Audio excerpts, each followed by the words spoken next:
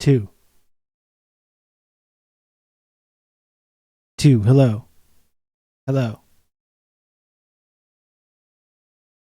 Are you with me?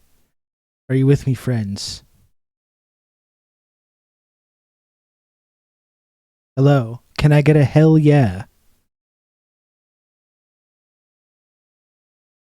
Can I please get a hell yeah? I don't think I'm blurry anymore. Jeez, it's all my camera settings were reset. Goodness gracious.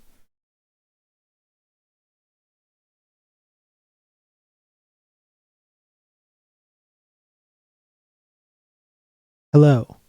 Okay, this appears to be working finally. This shit appears to be working here. Amateur hour is over. Okay?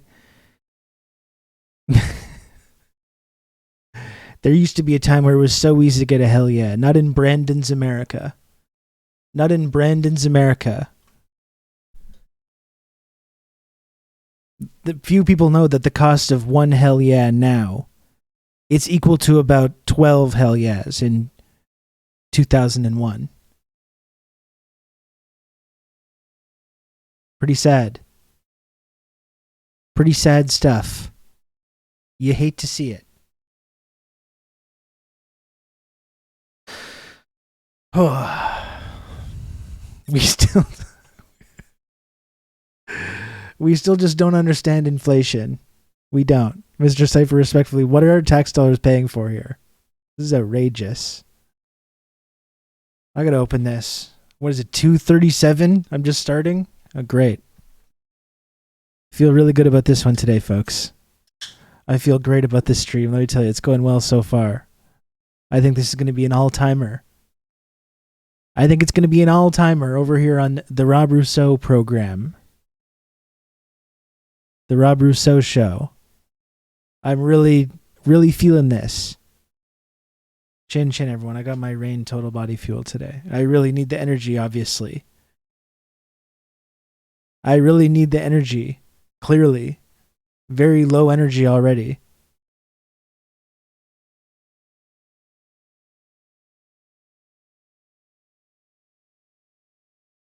The Rob Rousseau Variety Hour. That's what it is. Yeah, gummy bear flavor, that's right. That is correct. Anyway, here I am. Here I am, folks. I just heard my kid cough upstairs. It just sounds horrible still. Horrible. I don't know if he's going to have to go to the doctors. I don't know if he has COVID. I don't know what's going on right now, seriously. Fucking sucks. He was supposed to be like, he just started camp. He did 2 days of camp. And I was just like, I don't know when he's going to be going back there. Just completely no fucking idea what's going on. And he has like no voice. He has like no voice at all. He's like, hey, Dad. Dad, hello. Talking to me about superheroes in that voice. Pitching all his superhero characters to me, being like, does that sound evil? And I'm like, yeah, it sounds really evil.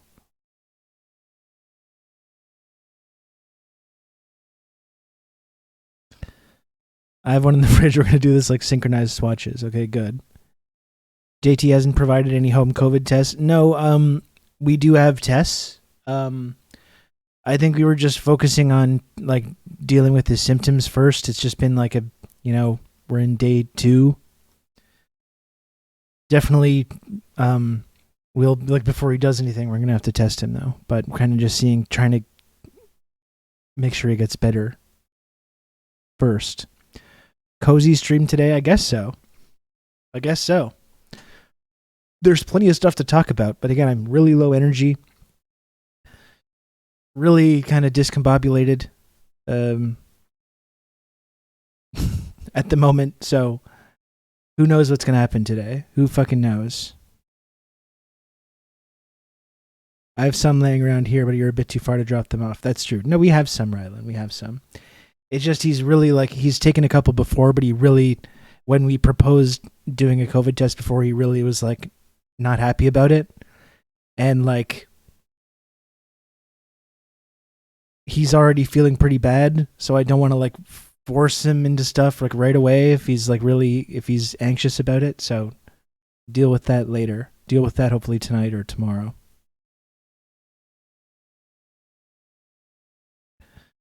My 2-year-old has been better with testing than my 6-year-old. Yeah, honestly, the last time he was mostly fine.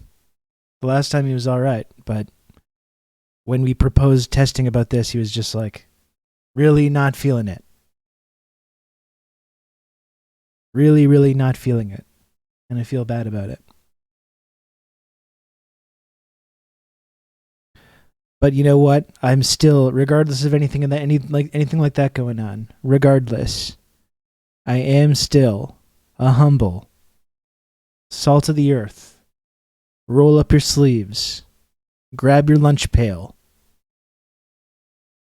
working class, content miner.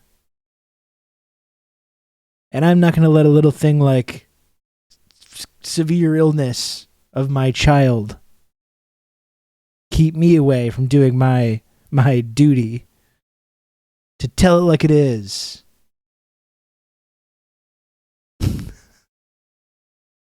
That could be my new catchphrase. I can start selling that.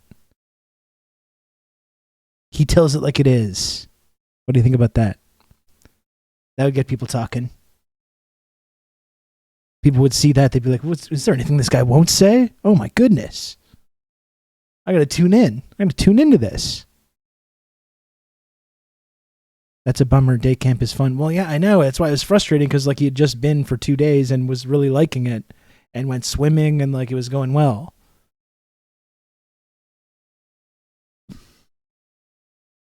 Not very good.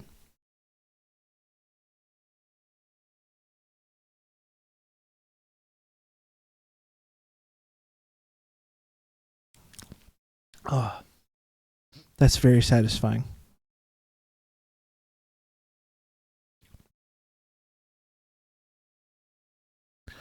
My son had a bike parade for the 4th at day camp today. So what, they're doing it like early? Is that it?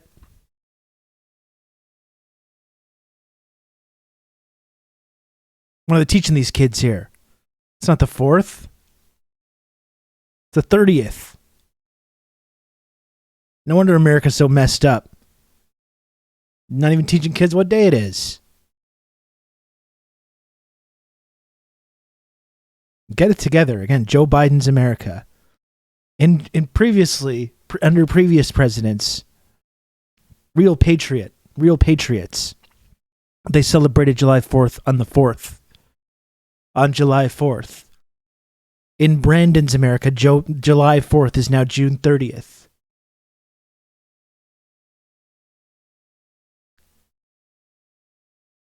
Because it's more woke that way. It's this woke July 4th nonsense.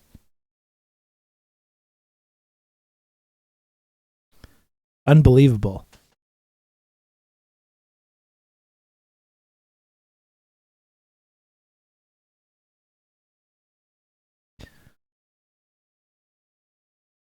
Crap. I gotta fly. I gotta fly around here.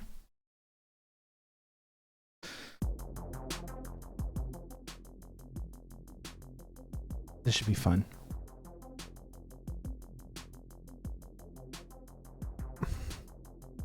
July comes from Julius Caesar, who was trying to autocrat. As a freedom lover, I don't recognize July as a month. That actually makes sense. Yeah. July 4th is when Jesus wrote the Constitution and the Founding Fathers declared the end of slavery with MLK. Correct. And then MLK famously on that day, he had a hot dog in one hand and an American flag in the other hand.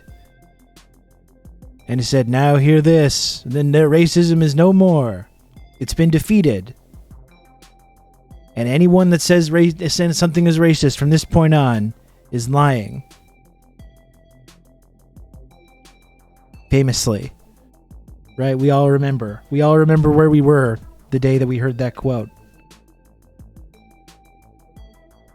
Inspiring stuff.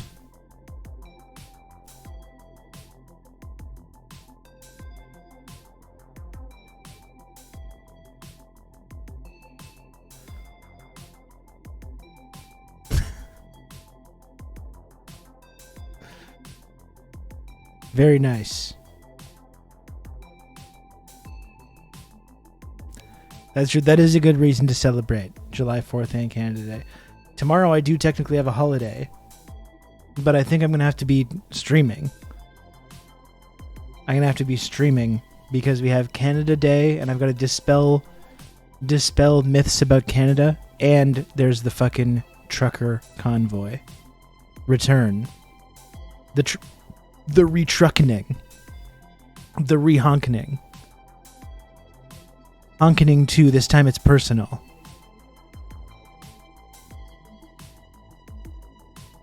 I believe MLK was born on the 4th of July. That's correct. Yeah.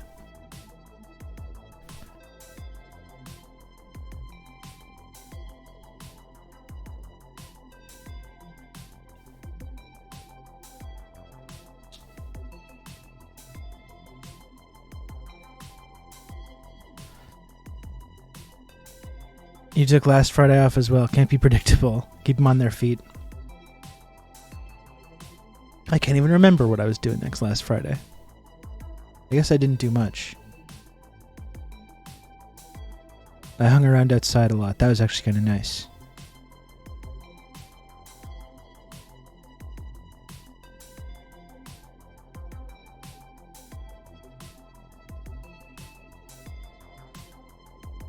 Oh. Gosh, that's really good. It is really good stuff. You got a vegetable garden? We have a little planter, that we're supposed to plant some vegetables in, but we fucked it up. We fucked it up and have to try again.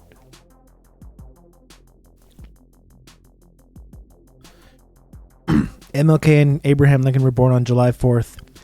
And raised in the same bassinet. They both went on to do great things. Give corporations the right to free speech. Yeah. Famously, in his July 4th speech, MLK said, I may not agree with the reactionaries that control this country. This is some guy, Rob Russo, some leftist based in Canada. I was turned on to this sick individual, and I found this. Hey, Dan Simpson, thanks for the raid. Thank you very much, sir. I, Dan Simpson, everybody. Thank you, Dan. Very much appreciated. Bring it on in here. Get in here. Get in here. I got banned on Hassan's channel, now I'm here. No, what did you do to get banned, Jared? What did you do to get banned? I just got Twitch and you're my first impression, a good first impression. Well, there we go. Jad Lead. Happy to hear it. Thank you. I was just talking about MLK's famous speech. MLK's famous speech, which he gave on the 4th of July. We all remember. We all remember, right? MLK, that iconic image of MLK was waving an American flag in one hand. He had a hot dog in the other hand, fresh off the grill. Right? And he said, from this day forth, racism has been defeated. And anyone that says there's something that's racist after today is making it up because liberals told him to. He famously said that. And then he also said the second part of the speech, which we also don't remember. We don't hear about enough. But it was when MLK said, I may not agree with some of the reactionaries and racists in the United States government. We may have a lot of differences of opinion, but that doesn't mean we can't come together when the nation is under threat from Vietnam. Remember when he said that? And he said, just proof that, look, the army is sending lots of black people to Vietnam. That's proof that it's integrated now and that racism is finished. That was the part of the speech that's maybe my favorite. He then took a bite out of the flag and waved the hot dog. Wonderful. What an iconic moment. My favorite MLK Jr. quote is Subway, eat fresh. Of course, yeah. Classic. Followed by a ringing endorsement of Diet Pepsi. It's the taste of a new generation, he said. He's then said vote blue no matter who, and rush $15 to the DCCC. That's correct. That's the other thing that he said in that famous iconic speech, which we all remember.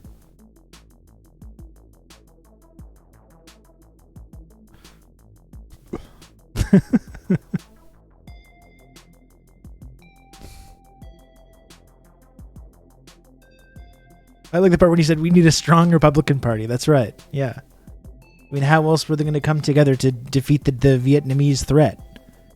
Right? He was clear about this. He was very clear about this.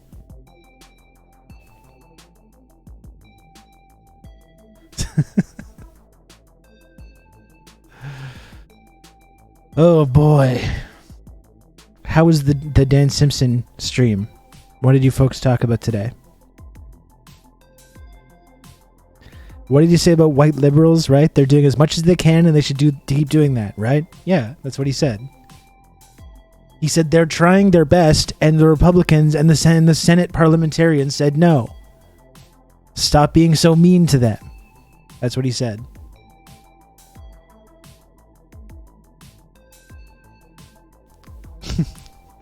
Very powerful.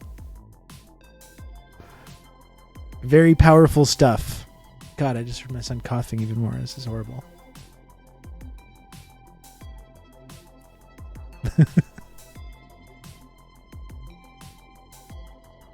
Over at Dan's, he interviewed Rad Left Dad and learned the art of meme. Oh, cool. Sounds great. Sounds very cool. I thought I was the Rad Left Dad, but I guess there can be others. It's all right. There can be only one. I'd hope there isn't just one. I must now sword fight this person.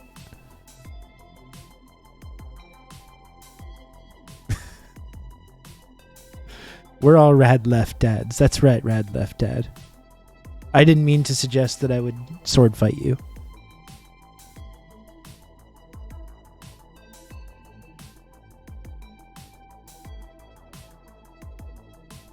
He elaborated, do what though? And Kamala was actually quoting him. I bet you feel pretty silly now. That's right. I remember when he said that as well.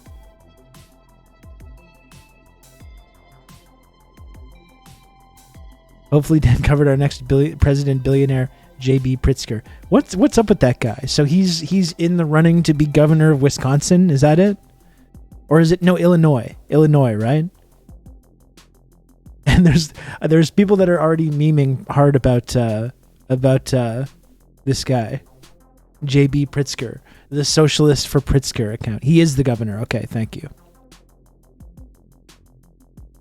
Currently the governor.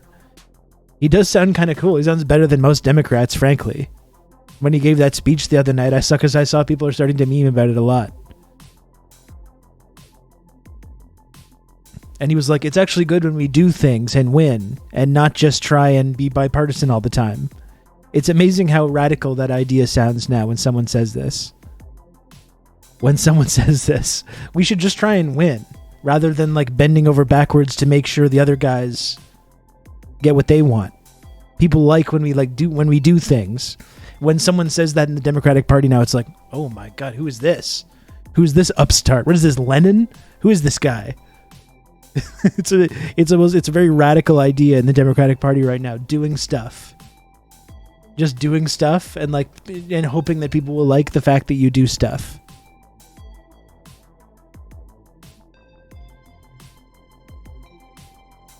We in Wisconsin gladly welcome Governor Pritzker's liberation forces. Good. It's a joke how he's not severely awful despite being a billionaire heir. It is just amazing how someone just saying that basic thing.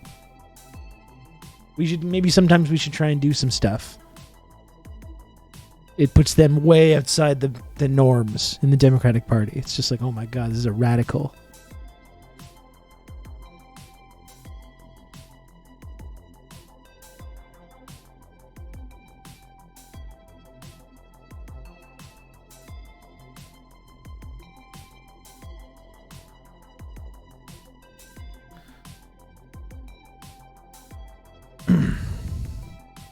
As someone from Wisconsin, we need lots of help.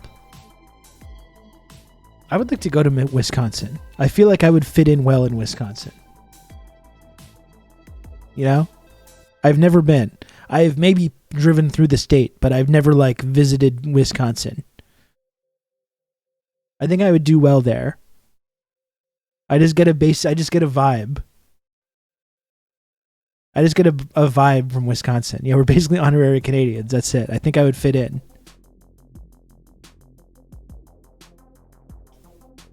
Oh, Gen X Bush, you're a Wisconsinite too? Cool.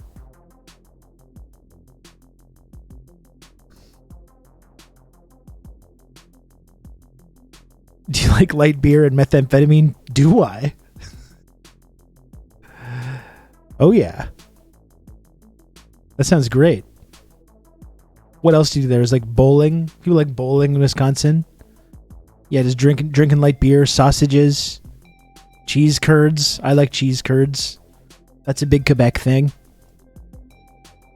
Good brews and cheese curds. Yeah, that's it. That sounds wonderful to me.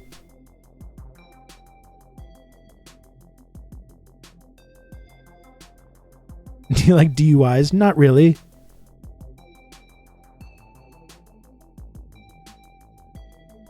It's like Germany and France all in one. Maine is always welcome too. I'm a big Maine head. That's a place where I have been many times. Maine is like my home away from home in America. I'm going to go to Maine this summer. I've been going to Maine ever since I was a little kid. Big Maine head over here.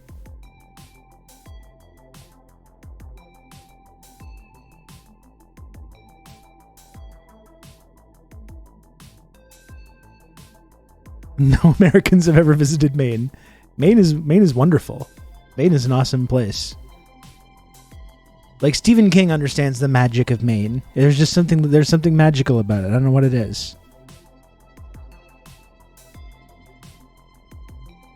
Like, you know, I've talked about this before, but, you know, I talk so much shit about America and how much, you know, death to America and all that stuff, which I do agree with. But there are parts, even though, you know, Western culture is degenerate and horrible, you know, I understand this, but there's something about that Maine vibe and those little East Coast touristy towns with the pier and the carnival and the fried foods and the fireworks. There's something nice about that. The lobster.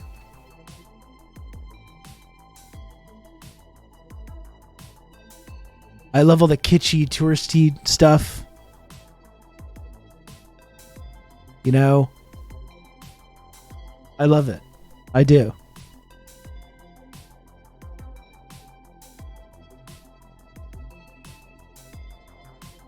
I did spell it with the 3 Ks that one time. That is true. More than one time I've done that. More than one time. I love a Delaware, Maryland, New Jersey beach town. Peak civilization. Yeah, that's great stuff. I did go on vacation in one of those New Jersey beach towns a couple summers ago. This is right before my kid was born. That was Cape May. Cape May, New Jersey. Everyone ever been there?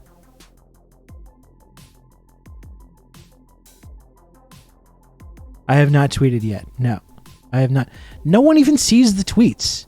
Every now and then I bring in some people from Twitter. Literally yesterday, even despite doing the link in bio trick, I had Sean Meat write to me like 7 hours later being like, oh, I just saw this tweet. I just saw this tweet in my timeline right now.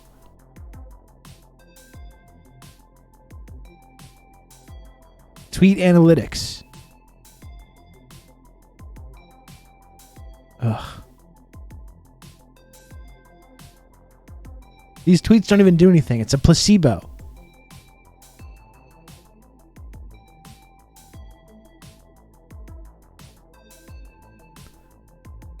Oh yeah, we used to go to Cape May when I was a kid. Yeah, there we go. I've never been to Rehoboth Beach though. I've never been there. I love that stuff, seriously. And it's not like that vibe doesn't exist in Canada. It does. There's something about the genuine article, though. I must admit that I enjoy it.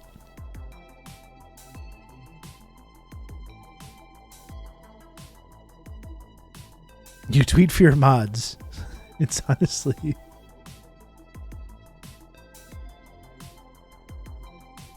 Ugh. Honestly, the least you can do. If I went to New Brunswick, what's good? I don't know that I've ever been to New Brunswick. I've been to Halifax. I haven't really, honestly, I've barely been to the east coast of Canada. I've been to the east coast of the US like significantly more than I've been to the east coast of Canada. I'm guessing that they've got similar stuff though. So I remember when I was in Nova Scotia, I had some fried clams. Those were good. So I would suggest that.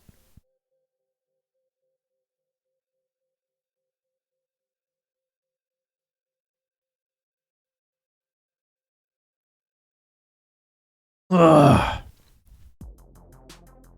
Ugh.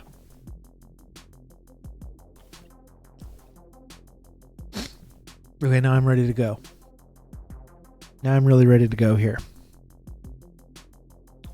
Might get some fried clams tonight. Hell yeah. That's great stuff. We can get okay seafood here, but it's not the same thing. It's just not the same thing.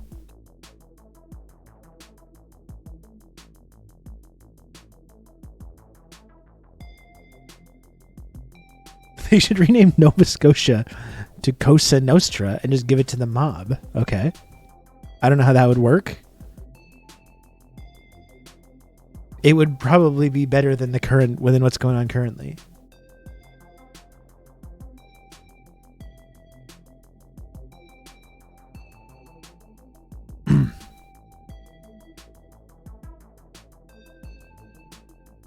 New Brunswick is the province that's owned by a single family. Okay. Okay. That makes sense. I'm switching over here.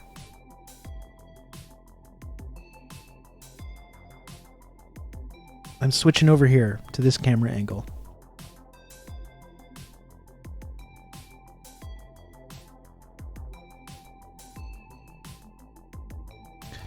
If that's okay with you. If that's okay with you, my precious chatters.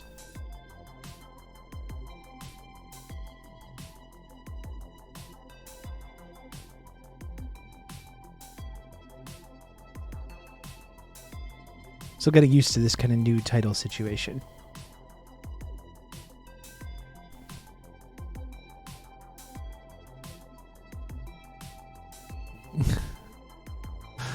Bold move. Anyway, we will talk about something like serious today. Probably. We probably will. Once again, I do have like a number of stuff like highlighted to talk about. I'm really trying to fight the feeling of like I have just like a lethargic feeling right now. I have like a feeling of lethargy.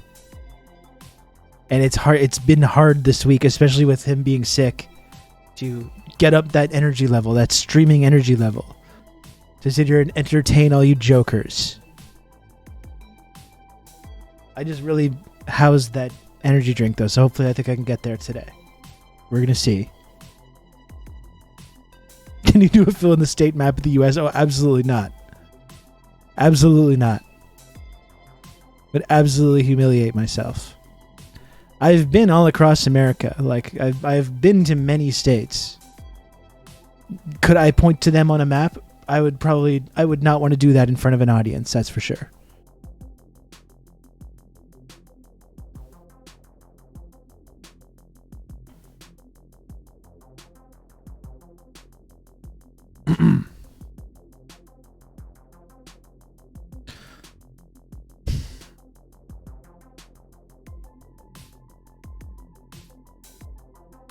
That sounds like good content. No, absolutely not. It's not going to happen. Like when I ask a lib to point to Ukraine on a map. Yeah.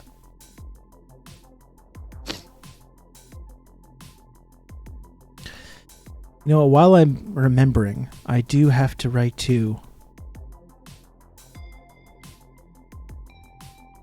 I'm having someone very special on the show coming up. Fuck, I gotta get back to all kinds of people. Paris Marks, I gotta get back to...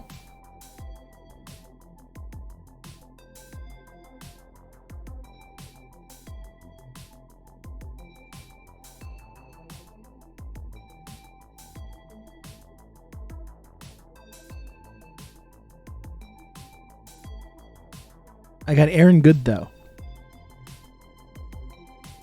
I'm going to write him back right now before I forget. Just talk amongst yourselves. Aaron Good of the American Exception podcast. Big JFK head. And I got connected with him when I was doing the whole Oliver Stone thing.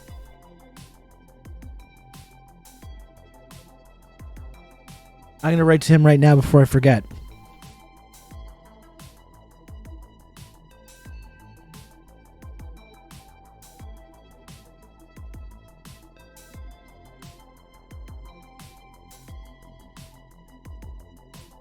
Okay. Done. That's done.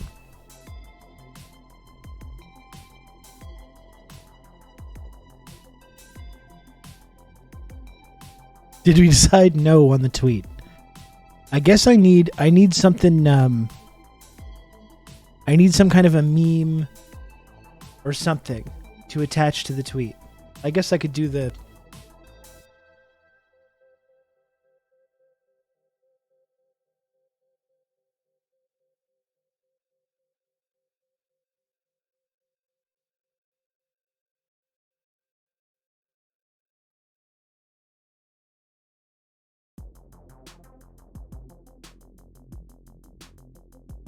Okay, there we go. Fine, I tweeted. Are you happy? Are you people happy? Are you people happy that I used my large Twitter account to promote this show and try and bring viewers into the show? The basic thing that I should be able to do easily. The basic thing that takes 5 seconds to use my large Twitter following to promote this program, which benefits me to do.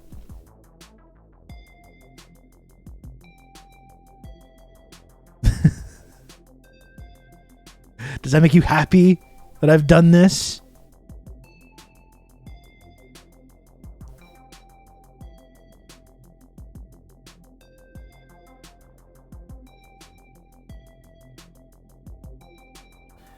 Did Keffels get permabanned? I think Keffels was just, when I checked her account, it was just suspended. Pretty ridiculous, though. I don't know what it's over.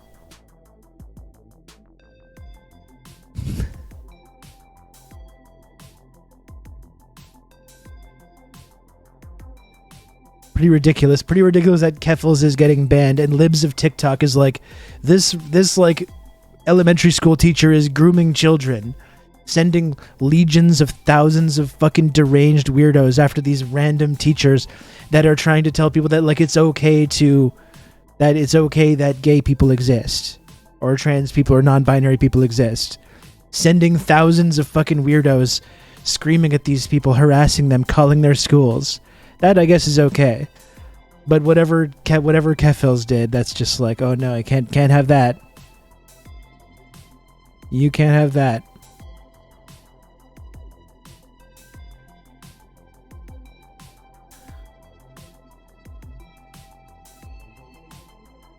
Libs of TikTok are like, I love how my neighbors and their kids are dying. Yeah.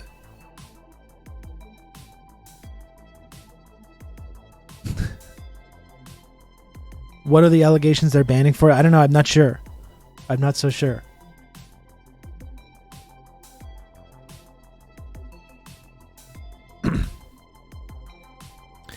Twitter was a mistake. At this point, I honestly, even though like I've put a lot of time and effort into like building a following on Twitter, I would absolutely welcome Twitter just ceasing to be. If I woke up tomorrow and checked Twitter and just found that the app had been deleted and it was gone forever, I really feel like I would feel a sense of relief, right?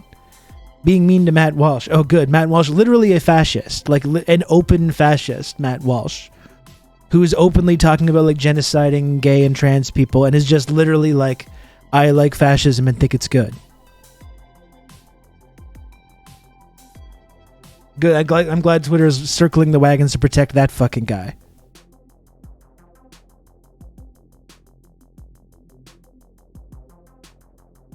What a fucking loser.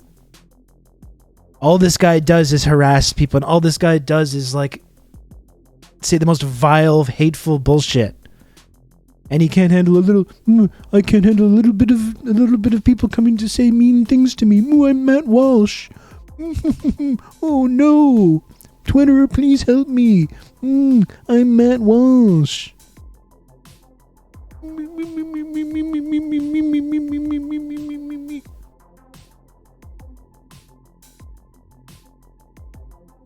That's what he sounds like to me.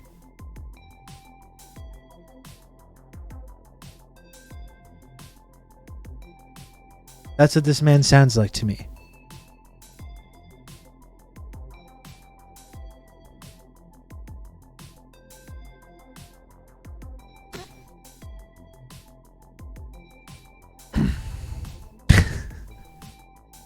The thing that sucks about it though is I don't have Mutual's phone number, so I'd never be able to like talk to Aaron, aka Paradoomer, aka Borg posting again.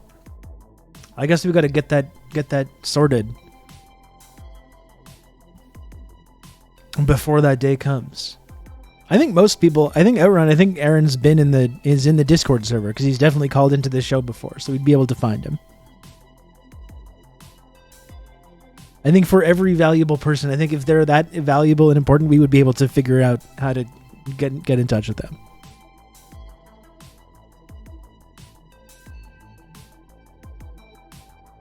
We just got to get everyone in the Discord server. What if Twitter goes away and it can just be the TRRS Discord server? That can just be the new thing.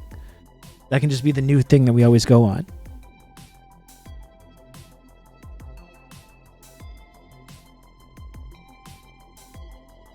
You know?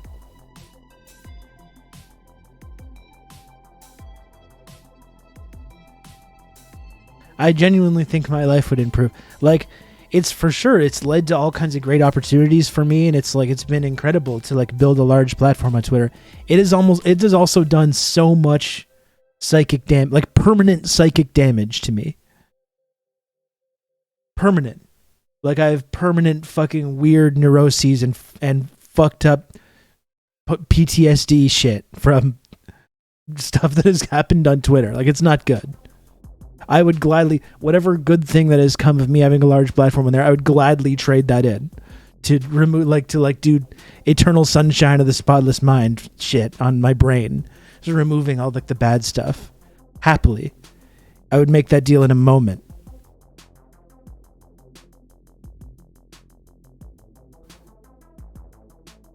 I've also learned about something that led to greater understanding of so many things of Twitter. Well, I mean, me too, Outrun. Me too. I mean, like I said, it's been life-changing in many ways. It's just also been life-changing for the worse in some cases.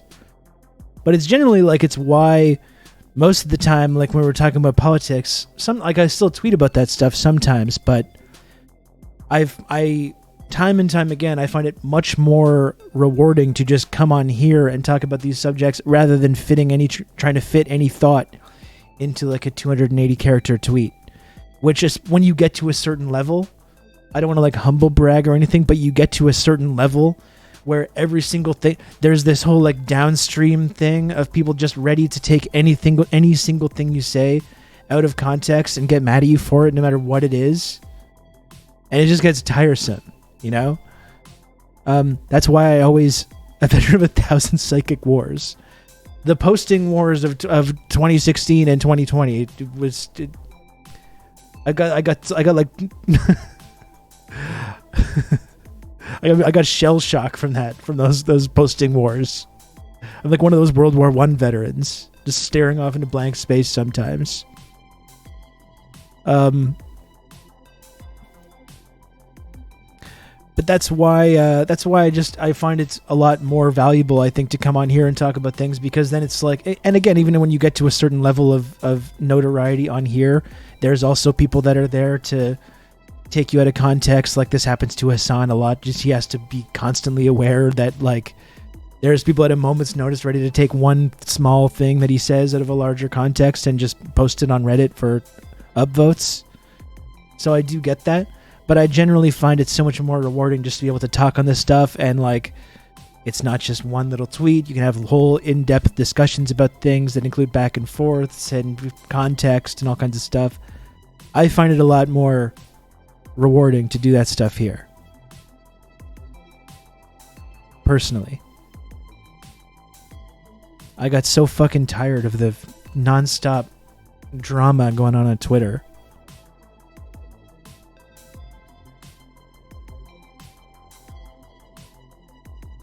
I hear Rob is the biggest Chad Kroger fan. Not sure where I heard that, but I'm posting it anyway. That's not true. That's not accurate. Do big accounts get ad money or anything from Twitter? No. There is like the super follows thing. Like there's ways to make revenue from it now, but I still don't even have access to that. And I don't think anyone's going to super follow me anyway. I don't think that's ever going to be a thing. Like even if people wanted to support me on Twitter because they like my tweets or whatever, it's fucking weird. I think when you do super follow someone and it says like super follower and you get a little tag, I find that would be kind of weird. Like I wouldn't want to be someone's super follower. I would be like, don't point that out. That's weird to me.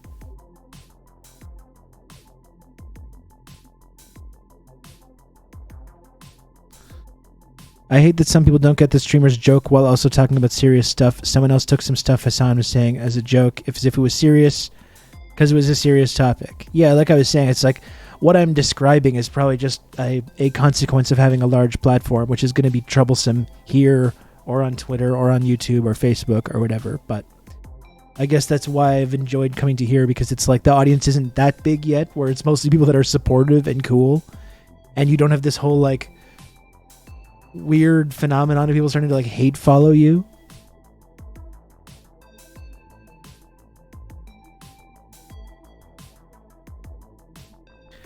Yeah, I don't think I would never super.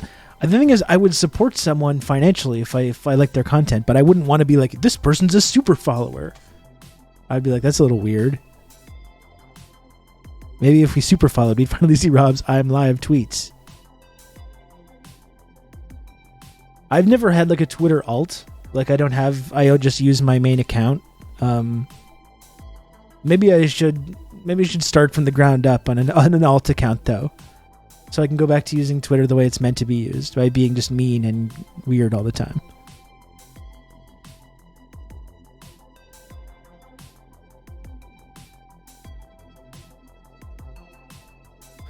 Lodane is my alt. Yeah, at some point I just decided that I was going to do and say all this stuff under my own name, which has had consequences to that as well. A Chris Gaines arc, that's right, yeah. Claims to be subversive, doesn't have an alt. No, but it's the ultimate form of subversity. The fact that I'm talking about like abolishing America or you know, all this shit under my official real name.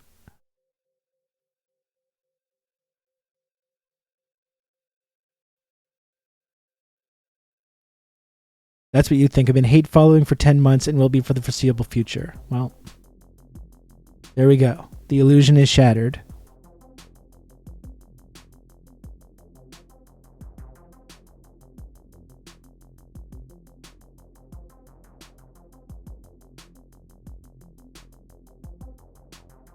You can be earnest and genuine and be subversive at the same time. This is the dialectic that I try to maintain over here.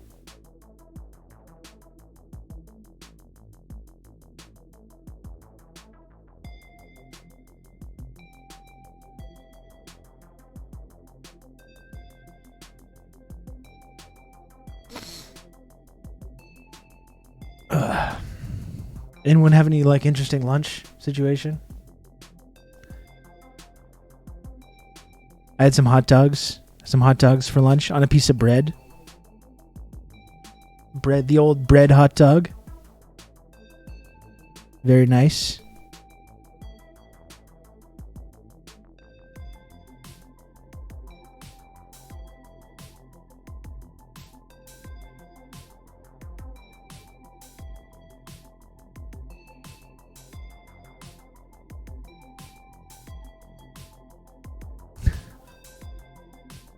I thought about maybe just saying fuck it and using my full name after I dox myself to John and Dan Boxes while showing them a fucking video game spreadsheet. I think you're still good to maintain anonymity.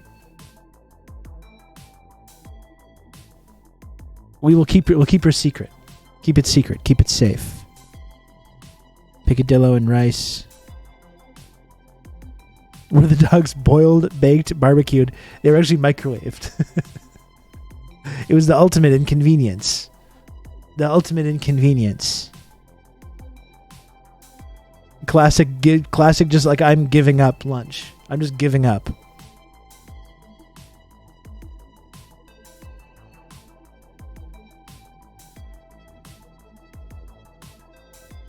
It was a very divorced dad lunch.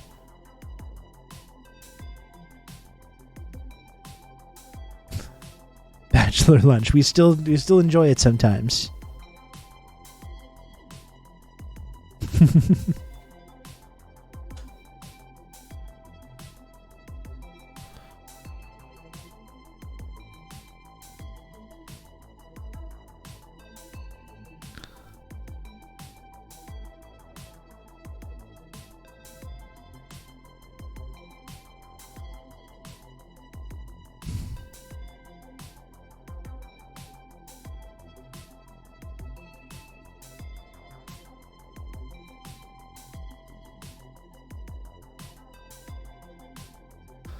My favorite divorced dad lunch was a cheesito, which was 3 slices of American Kraft singles in a flour tortilla rolled up and dipped into Tostitos salsa. You just got to include, I don't know if you're a sour cream man, but to make it really like especially like a white divorced dad, if you want it to be even more clear from what you were just saying, I would throw some of that in there as well, but otherwise that sounds great to me.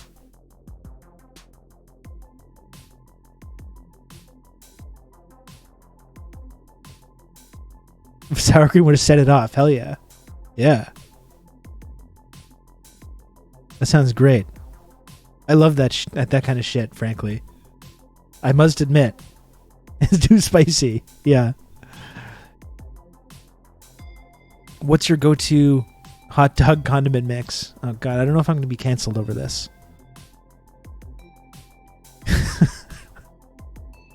Nothing like a good hearty goblin meal. We love it. I put a little mayo. Usually. And then usually just like, if I'm at home, mustard and relish. If I'm like getting a hot dog elsewhere, I'll usually get like the sauerkraut or the coleslaw or the onions. I usually don't make, like when I'm at home, I usually don't make that kind of stuff. But if I'm getting like from a cart or something, I get the onions and the coleslaw. The choux. In French, it's choux. That's the if you get an all dressed hot dog in Quebec, that's what it is. It's mustard, relish, choux, oignon. Which is very good.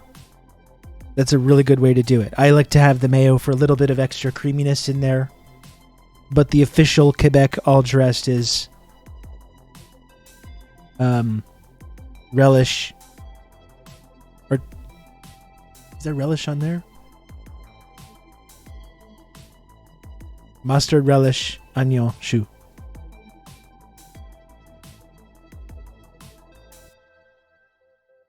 Good stuff. I go ketchup, mustard on one side of the bun and cheese whiz and green relish on the other. That sounds pretty good.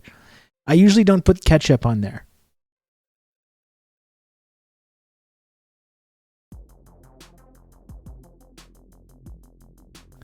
I'm going to pay $60 to ship Duke's Mayo to Rob now. I've heard things about Duke's Mayo. I've heard good things about Duke's Mayo. I just get like the regular kind, which I don't mind. If there is apparently a superior brand, I would like to give it a shot though.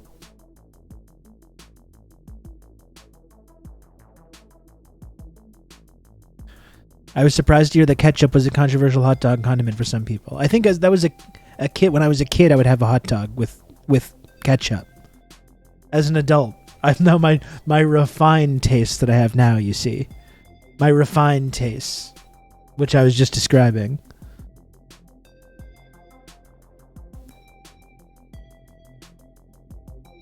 How is vegan mayo? Is vegan mayo any good? No, I've never made mayo, but I feel like I should, because I'm a big mayo enjoyer, as you can see from looking at me.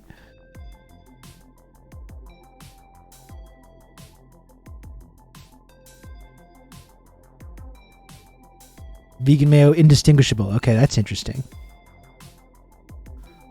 When I put mayo on a hot dog, I get looks. I think that's understandable. I don't think, like... I still feel a twinge of shame about it, even though I think it's good. I feel a little twinge of shame about it.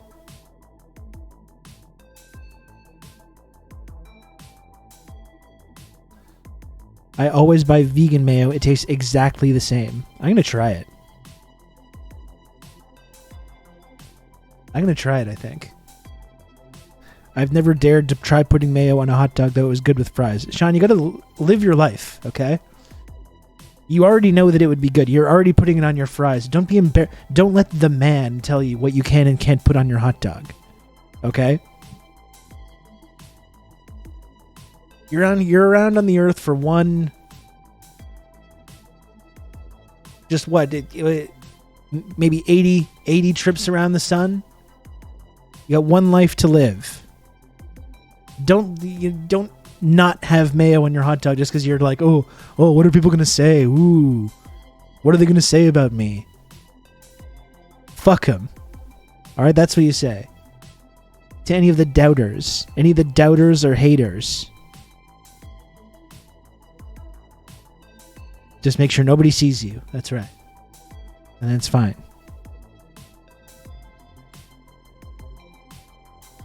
What you do with your hot dog is between you and God and your doctor. You know what? I remember when I was in Czech Republic. I don't know if you know this, but Czech Republic hot dogs are very popular in Czech Republic, and they were super cheap. I was in Czech Republic in like 2002, I guess, and there's hot dog stands all over the place. I had so many goddamn hot dogs when I was in Czech Republic. Wonderful. Really good stuff. I really wish I've talked about this before, but I have like a photo album full of stuff from when I went on that trip, and I haven't found I've lost the photo album for like 5 years. It's probably in a box in my basement somewhere, but I lost it. And when I was in Czech Republic, I went to the Museum of Socialism, and I've got a bunch of like postcards and stuff from that. I had like an anti-communist, like a evil Stalin postcard that says Socialismus on it. I wish I could find it to show it to you guys. I have all my pictures when I went to Statue Park in Hungary. I went to Statue Park and saw the old statues of Lenin and all the cool old communist statues that they rescued from Hungary after the fall of the Soviet Union. Really dangerous when we're talking about hot dogs and then I'm immediately talking about the Soviet Union after. Really dangerous stuff that I don't go down a certain path. I'm seeing certain words in the chat as I'm trying to put thoughts together. Really playing with fire here. But I wish I could find these pictures to show to you guys.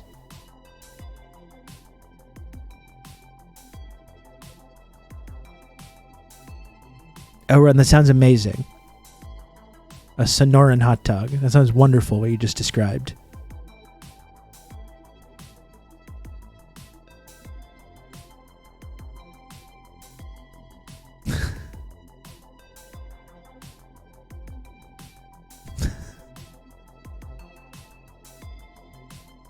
It's funny. I've really always had a fascination with socialism, even before really ever understanding any of these concepts or thinking about them. I've had a fascination with it, with the iconography. Even when I was a dumbass teenager, traveling around Europe by myself, I still went out of my way to see a lot of this kind of old socialist stuff. Going to Statue Park was so cool. Like, even before I was even old enough to really appreciate it. Being in the presence of a official Soviet era Lenin statue. I didn't know how, but it changed me. Rob, my liberal friends think I'm nuts. Send help. I'm sorry, internet mistake. I'm sorry to hear that. Because you're putting in the work, internet mistake, of deprogramming yourself. Deprogramming yourself from the Western bubble. The Western propaganda bubble that we're all stuck in. And once you start to get out of that bubble and you start trying to talk to people that are still in that, it's very difficult to talk to them. They don't want to hear you. They don't want to hear the truth. They don't want to hear about how they've been enslaved, how they've been propagandized to, how they've been lied to.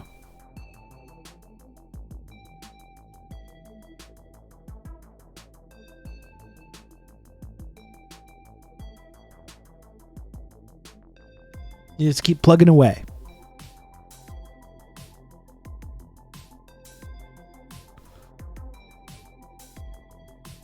They start sending me personal pictures they took of Obama. Oh boy. Oh boy. Westoids in chat seething. I don't think we have many of those in the chat. I think usually those folks up and leave pretty quick. I've probably changed a few hearts and minds here, but you know, I think most people, when they hear me start talking about this stuff, they're just like, get me the fuck out of here. Get me out of here. The one guy made a React video. That's right. When he was talking about, what was it about Tibet, I think? He was telling us about Tibet. Remember the guy the other day when he was talking about like Ukraine and stuff and the Holodomor, and just the idea that we were even remotely, we didn't just immediately assume every single word of that is true, just like melted that person's brain. They were just like having, I actually felt bad for them. They were having like a fucking meltdown in the chat. They couldn't even process what was happening.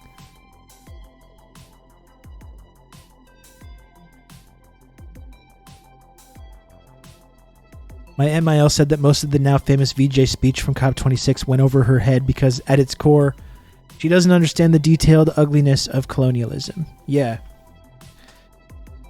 I mean, listen, like most of our parents grew, like my stepfather grew up in Liverpool, right? And he's starting to understand the evils of colonialism, and it's hard. He's like fucking almost 80 years old. Like he's in his late 70s. And he grew up as a little kid just being told repeatedly that the British Empire was a wonderful, amazing thing. And getting all the adventure stories of the brave adventurers in Africa and in all these other, in India and all the different places, all the different colonial holdings. You know? This is the world that he grew up in. And it was like the post-colonial world, but it was still very much told to people that grew up in that society that the British Empire was an unmitigated, positive, great, wonderful thing that they should be proud of. The sun never sets on the British Empire and stuff. You know? It's hard, and I understand that when you grow up with that, when you're a little kid, and then the next 30 years of like going into the 70s and 80s and 90s on all the nonstop Western version of reality, the pro-capitalist, anti-communist media that you're exposed to, for the going beyond that. It's hard being an adult or getting to be an elder adult and like being able to move on from that. You know, it's programming, right? It really is. They really may program us to make it very, very difficult to start to think about some of these things. And that's why you notice talking to people like that as well how powerful anti-communism is. Right? You know how powerful it is. Because even when you can start to speak to people about the problems and get people to understand the evils of colonialism and get people to understand the problems of capitalism, and then they get there, and then you get to the next stage, and now socialism, and they go, well, it's just as bad. It's just as bad, right? You know, there's these socialist revolutions, and then they end up even in the same position they were before. They're just as oppressed as they were before. It's hard programming to break through. It really is.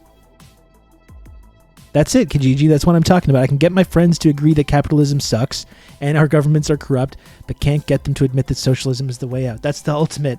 That's the final boss of our programming, right? That's the final boss, is the anti-communism. And I've made a lot of progress with my parents talking about these kinds of things, but that's that step that's very frightening to them. It's very scary to them. And everything that they've been told is that, yes, we've done terrible things.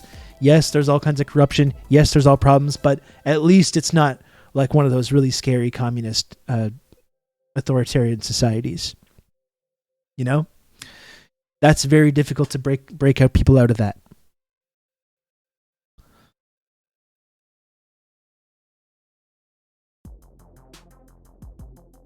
It's so much easier when you don't have to stand for anything. Yeah, or when you say like, well, it's just human nature. It's just human nature for people to want to kill each other and hate each other and steal from one another and corruption and stuff. And no matter how bad things are, even if we try to change it, it's just going to end up in the same situation because of human nature. That's a really powerful thing to argue against.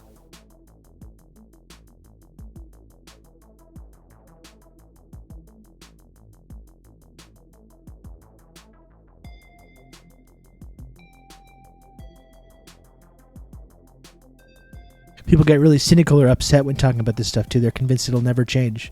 Yeah, I mean, it's like we talked about yesterday, right? It's easier to imagine the end of the world than the end of capitalism. Mostly because like the end of capitalism means the end of the world that we all know. It would indeed be the end of the world as we know it. It's really a preview of how visceral an imagination can be. When they can see everything the empire has done and still think that it was a lesser evil somehow. Like, what did they imagine the USSR was like, or like Yugoslavia? Yeah, exactly. Exactly. And that's exactly why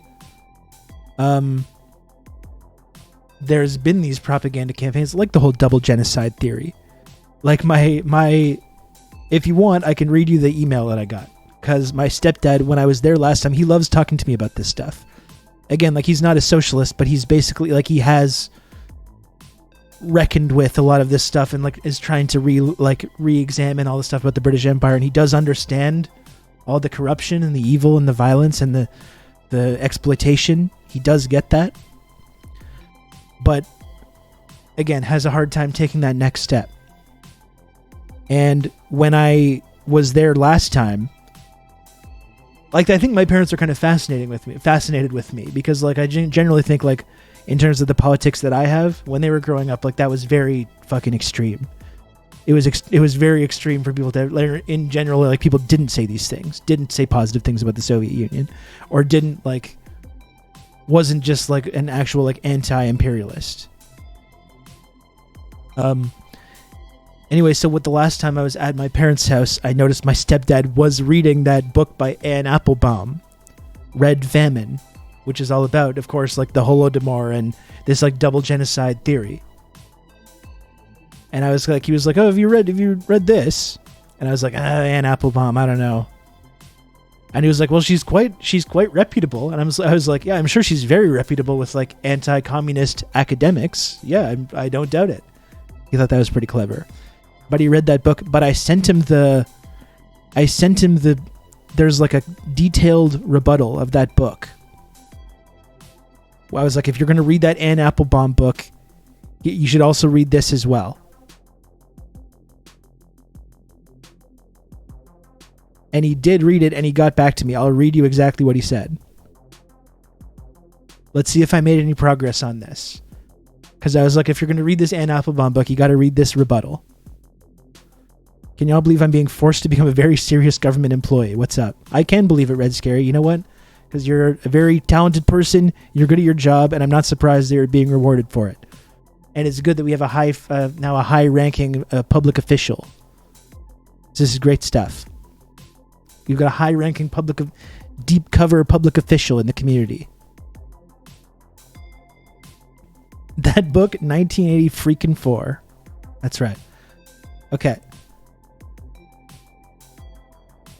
So, Yeah, so I sent him this. It's this History News Network review of Anne Applebaum's book.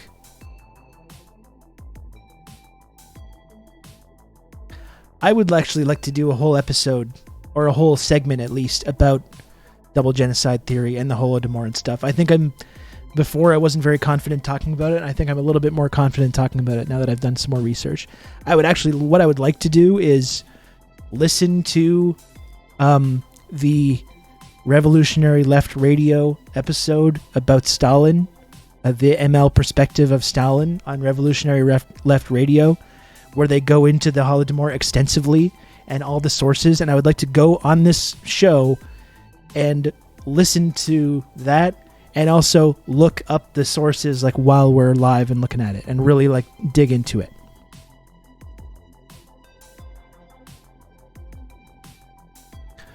But I sent him, this is what I sent him. I sent him this list from History News Network, review of Anne Applebaum's Red Famine, Stalin's War on Ukraine. So here's what he said. We'll see if I made any impact here. Okay? He said, first, I want to thank you for referring me to this note, which has made me think more about what I just read. As you probably know, Tauger teaches at WVU. His subject areas... Who's Tauger? Okay, Mark Tauger. Yeah. Mark Tauger from West Virginia University. As you probably know, Tauger teaches at WVU, his subject areas being agriculture, famines, and Soviet affairs. He recently presented his work in Kiev, where it provoked extremely divided and polarized discussion over his views on the history and significance of the famine, as it affected both Ukraine as well as Russia. There's also heated discussion on whether or not the famine was genocide or a political maneuver. His work might be worth following. As you know, AA's book was well received in Guardian, Economist, and NYT, and in Goodreads. And I've tried to talk to him about Guardian and Economist and all this bullshit, but he's still saying that. Okay, but it's okay. He said, I found Tauger's review interesting, but rather too academic for me. I didn't, of course, attempt to verify his allegations of statistical inconsistencies in AA's work, and on that subject I would be very wary of all statistical sources from that period. Tauger seems to be most critical of AA in her discussions of the relative importance of different factors driving events. Without rereading key sections of the book, I quite accept that AA might have oversimplified the relative importance of different factors. E.g., I'm sure bad weather didn't cause the famine, nor did collectivization cause the spike in deaths in 32 and 33, as Tauger asserts AA states, but I'm sure these were contributory factors. Similarly for procurement of policies, blacklisting, restrictions and movement of peasants, and harsh searches. I think each of these are examples of looser writing by AA for a non-academic This is some guy, audience. Rob Russo, some leftist based in Canada. I was turned on to this sick individual, and I found this. Which are quite inexcusable for an academic readership and hopefully not misleading for the lay readers. I think it was misleading, though. Overall, I was looking for a popular, easy-to-read introduction to the subject. I wanted this to be up to the date and accurate. I enjoyed the book, but as a result of Tauger's review, I feel less confident of its accuracy. Marina, thank you so much for the raid. Welcome, Marina. Thank you, Marina. Bring it on in here. Bring it on in here, raiders. I was just talking about I'm trying to tanky pill my 78-year-old British stepdad. And I saw he was reading that Anne Applebaum book about the Ukrainian famines, and I sent him a rebuttal by historian Mark Tauger, and I was reading the chat, his email that he sent to me. If they're British, it's 99 times as hard. Yeah, like I was saying, he enjoys talking about this stuff with me. I can tell that he enjoys my it's like I'm providing a perspective that he's just never been exposed to in his whole life, basically.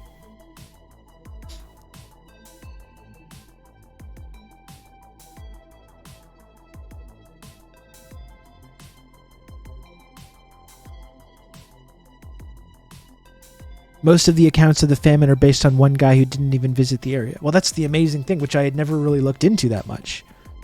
But when you look into where these actual sources are coming from, how fucking unreliable they are, first and foremost, how many fascists are involved in spreading the initial narrative, which originally in the 30s no one believed. It was people in the 30s believed mostly that that propaganda was bullshit. And it's really been a decades-long process of convincing people. The more time that goes on and the less people that were actually there, they're able to kind of create this narrative, right? And like pictures that are not accurate get used, get discounted, and then other sources use the old discounted pictures, and then gradually it just becomes real over time.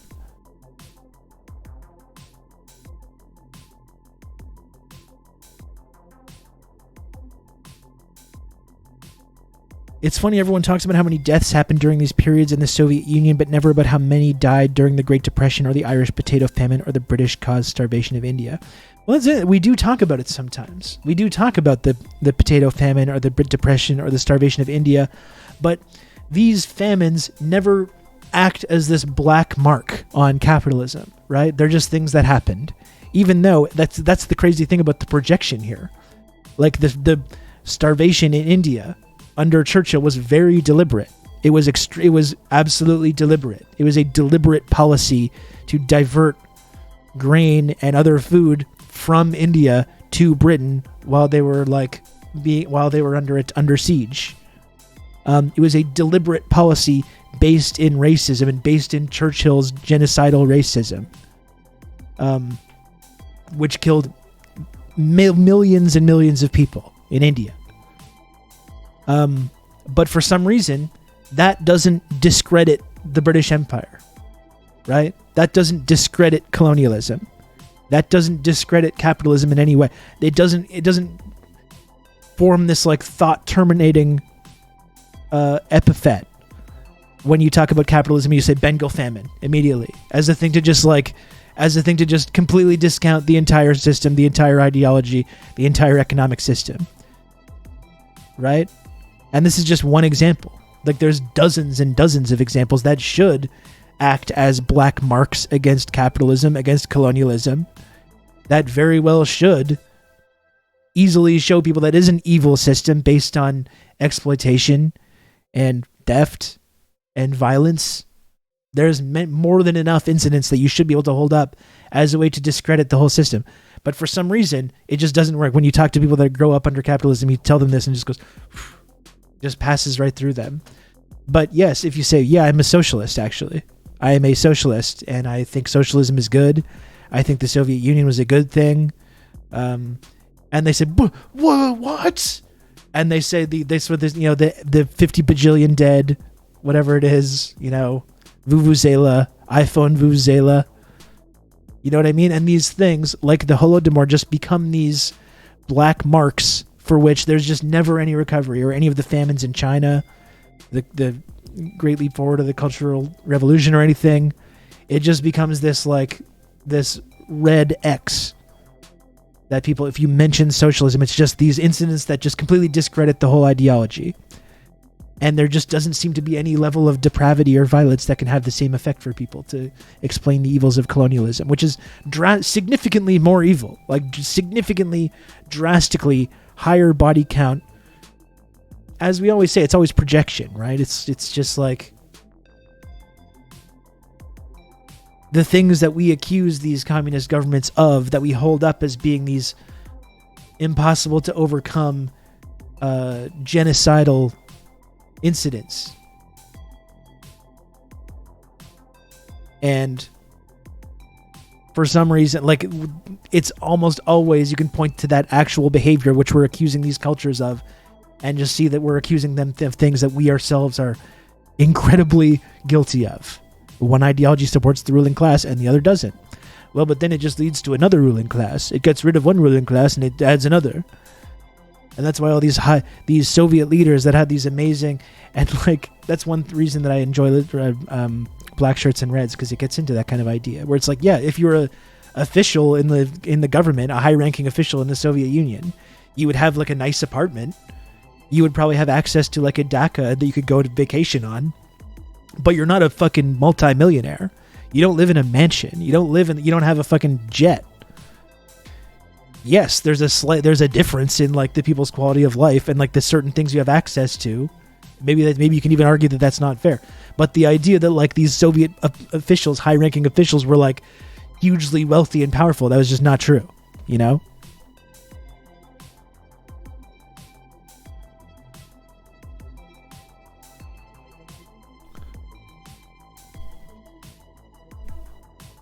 Some 854 million people worldwide are estimated to be undernourished.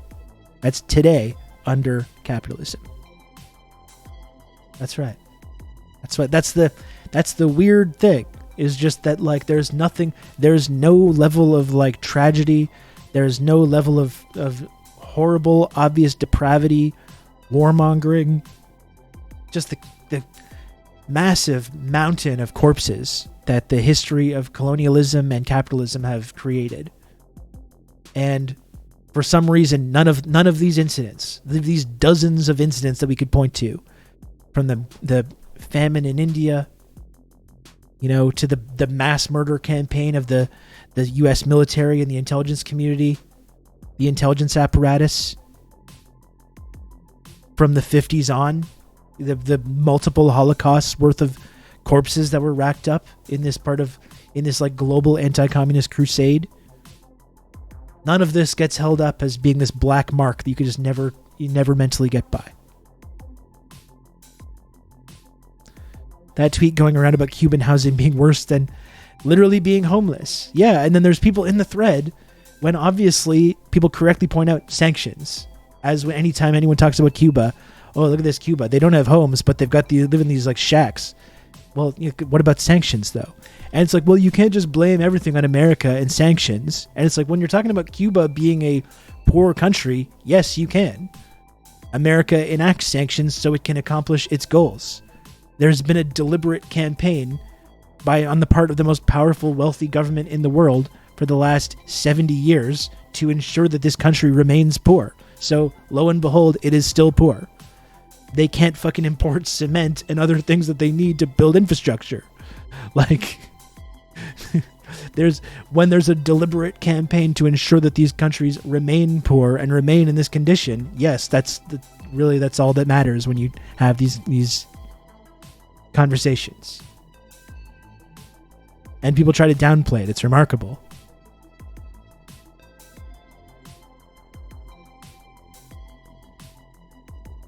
That's literally the point of the sanctions. And no, it's not like you can just smuggle shit in there.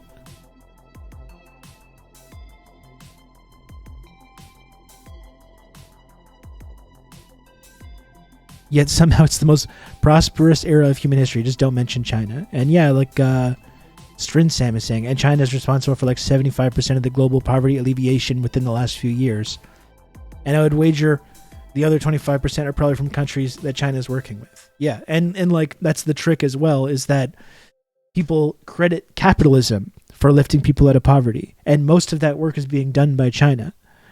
And they have that little rhetorical trick there where China's been able to build their productive forces by using that capitalist mode of production. But they're the only ones that are actually going through the work of eliminating poverty and lifting people out of poverty, which is not capitalism doing that. It's socialism doing that.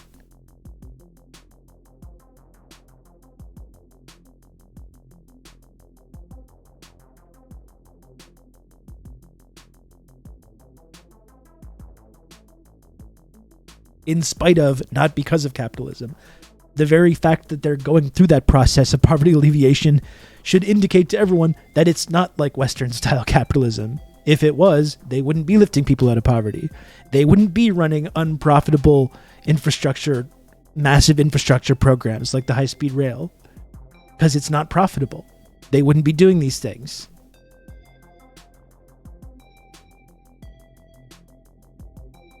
Yeah, exactly. They wouldn't have a high-speed rail everywhere. Without China, I would have no hope left for the world. Absolutely shameful for Western leftists to not support them. You know, Relic, I was thinking about, like, we were watching Kwame Ture yesterday, and we were talking about how depressing it is that people like Kwame Ture were, like, accurately describing all the problems and accurately describing all the solutions while they were completely ignored and marginalized through their lives. And people like MLK, people like Malcolm X were murdered. Kwame was sort of marginalized and sidelined until they eventually got him with the cancer gun. And we're talking about how depressing it is, about how accurate some of the stuff that they were saying is. Well, nothing has actually changed. And how, like, you can see this sense, even listening to Kwame talking in, like, the early 70s. He has this sense of inevitability, of the defeat of capitalism, the defeat of imperialism. He has this sense, this certainty that it's right on the horizon, and how depressing it is that 50 fucking years later, all the problems are still there. Not there. In fact, they're just, all the problems have just gotten exponentially worse. And that's kind of a sad thought. At the same time, though, I think one thing we should be able to talk about, though, is that Kwame Ture, I believe, if Kwame was still alive today, would be absolutely delighted by this ongoing decline of the U.S. empire. This now, like, rising, this, like, kind of rising in intensity and speed decline of U.S. influence and U.S. imperialism. I think he would be absolutely delighted to see that, regardless of the fact that it had taken longer than maybe he imagined it would. And I'm positive. I'm not going to speak for Kwame Ture, obviously, but I'm positive that he would be not only delighted by the slow motion collapse of the U.S. empire, but by the rise of China as this global economic power, providing infrastructure to all over Africa and all over Latin America. I think I would like to believe, again, I don't want to speak for Kwame Ture, obviously, but I absolutely do believe that he would be delighted by this current situation. The way he would be laughing, it's true, Red Scary, it's true. I really believe it. I think he would be absolutely thrilled by some of these developments that we're witnessing unfold over the last couple of years, while still being clear-minded about the level of danger that we're still in and the level of influence that the imperialists still have, obviously. But I really do believe that he would be very, very happy by the current course of what we're seeing. He said it himself: if he's an imam in Mecca and the devil's fighting U.S. imperialism, I'm on the side of the devil. Like Red Scary, like leading up to that invasion of Russia, like that quote was very illuminating, I think.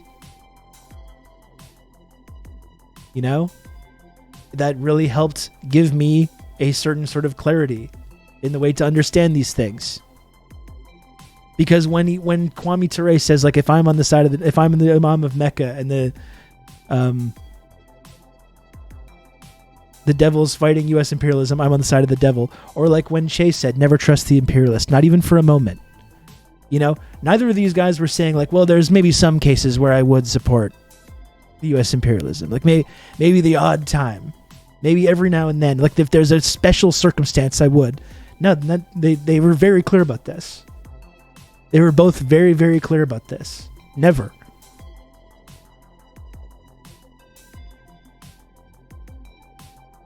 Which is why you have dipshits like Zizek. That's what they end up doing, right?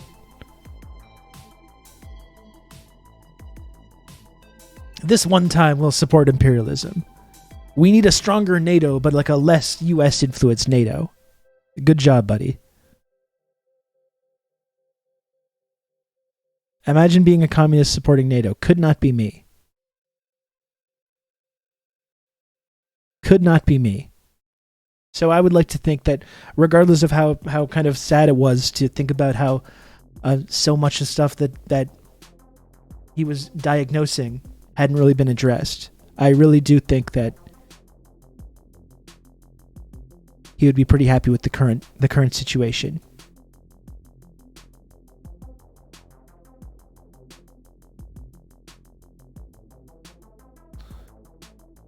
I would argue support of NATO invalidates any claims you have to make to support communism. I would agree. I would agree with that.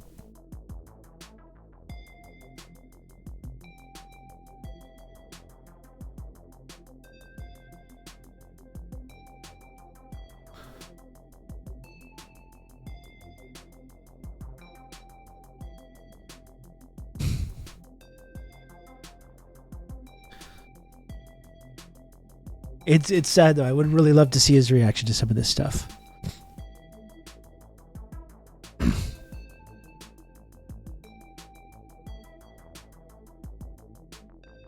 NATO is an effective organization is copium with or without the US. It's a purely symbolic organization. And a lot of stuff coming out right now. I mean, we can get more into this because I have NATO stuff to look at. But a lot of stuff coming out like about the war in Ukraine where NATO's just their whole plan. They've had 8 years to plan for this war, and they're just getting their fucking asses kicked. All like Ukraine's like well-trained, well-armed, well-funded military with all the planning that they did to defeat the evil Russians. They're just getting fucking crushed. You know, it is a paper tiger. Mao was right. It is a paper tiger. That's one thing that has been exposed. That has been exposed no matter what your opinion is about Russia, Ukraine, or Putin or any of that stuff. NATO and the West has been absolutely exposed as being completely inept, completely unable to actually confront any of these things, and a paper tiger.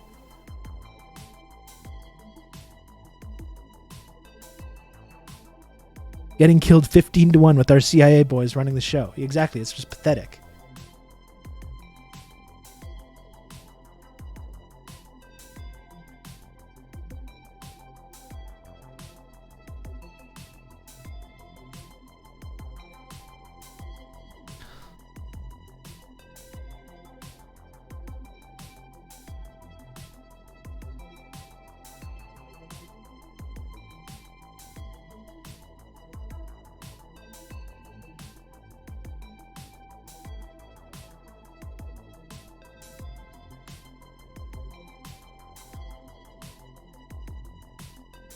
They've been fighting dudes in sandals so long they have no idea how to fight a real military. Well, I mean, that's the thing that I've been saying about these mercenaries that are going to fight in the Ukraine military. Where they're just like, I thought I'm not used to being in a war where the other side has like planes and stuff and they have artillery and tanks. I thought being in a war means like some guy in a village shoots at you with a rifle and then you go and take cover and call in a drone strike that just vaporizes their entire village. That's what I thought being in a war was. And then they go there, they volunteer to go fight the evil Russians in Ukraine. It's just like, what's going on here? What is up with this? I'm like running for my life here. This is not what war is supposed to be like. It's supposed to be easy.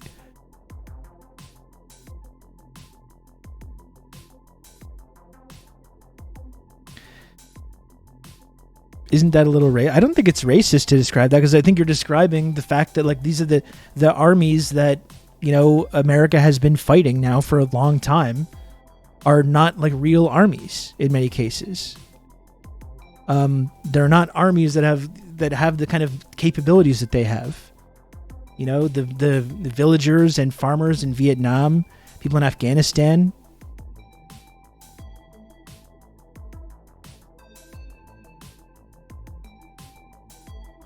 Like, I think it's just a way to describe how the U.S. has been like the most powerful, highly funded military in the world. Has just been fighting these ragtag armies in the Middle East for the last like 20, 30 years.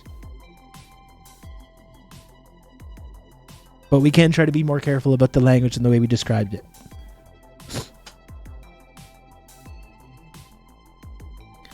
Yeah, they are non-combatants most of the time.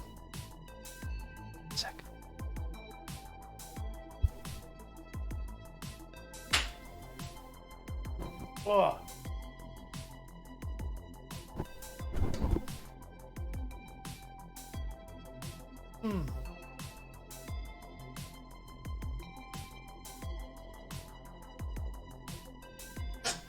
Okay. I caught the fly. This is some guy, Rob Russo, some leftist based in Canada. I was turned on to this sick individual, and I found this. I did catch the fly. It's in my hand right now. I kind of pulled something in my back though when I was doing that, I must say. I got quick hand-eye coordination. Thank you for the raid, Left Flank Vets. Thank you.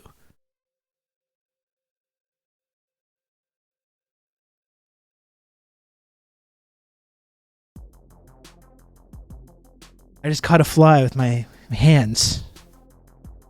I'm on audio only, and whatever's happening right now is crazy. I had a little fly situation, Red Scary. I had a fly situation. But yeah, I reached out and grabbed the fly, and I pulled something in my back. That was not good. Thank you for the raid, though, Left Flank Vets. Bring it on in here.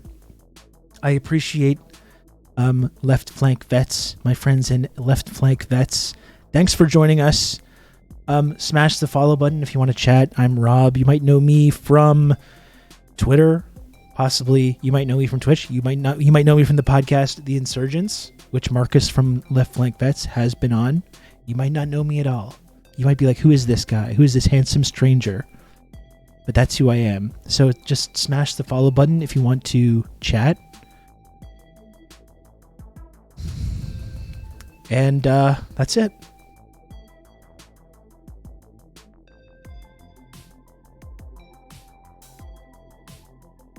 That's all. That's all I got. I'm also 90 minutes into this stream. I'm still at 0 subs. And again, I don't want to be too much of a hard ass about the subs, right? You know, I don't want to be a hard ass about the subs. I really don't. And I'm not going to be, because I understand that people that watch this show are very, very generous. And people that support the show are extremely generous. And I appreciate it a lot. However, since I do have to at least get some subs each day, you can count on me. You're going to have good old Rob to if talk it is your through first all time this. watching the channel, you can subscribe to the channel for $5 a month. You can use your Twitch Prime subscription for a free subscription. You can gift subscriptions, get the emotes, join the community.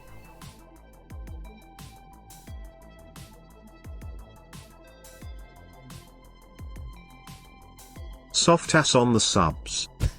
Thank you, Librarian. Thank you. That's right. Thank you, Comrade count Social on me. Distancing. You're going to have good for the old 2 gifted Rob subs. to That's talk you very through nice all of you. this. The way Comrade Social Distancing has supported this channel is incredibly inspiring. You to can me. count on me. You're going to have good old Rob to talk you through all this. Thank you, but thanks again, Librarian, for the 420, the weed number. Thank you, Librarian. Thank you, Ice Tray, for the gifted sub, and thank you, Dummy Dorco, for a gifted sub. Thank you. Okay, we can at least break the goose egg. When you get onto the stream, you get into like multiple hours into the stream, you start seeing that 0. It starts to be way heavily on you. You've just become an elite member of the Friendship Oh Triangle. my goodness gracious. Gen X Bushy. Gen X Bushy, thank you for the 5 gifted subs. Gen X Bushy, thank you. That's what I'm talking about. Thank you so much. I appreciate that.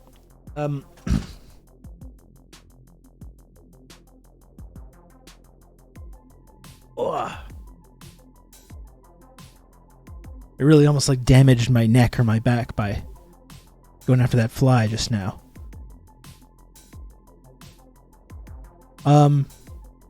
So I don't know. We can keep. We've been doing some good chatting here. We've been doing some good chatting. We can transition into talking about like more serious. There's that whole like NATO summit right now, because we were talking about NATO, and I would like to get into like what the NATO summit is. Of course, they're adding Finland and Sweden into NATO now. They gave Turkey like everything that they wanted in their like negotiations.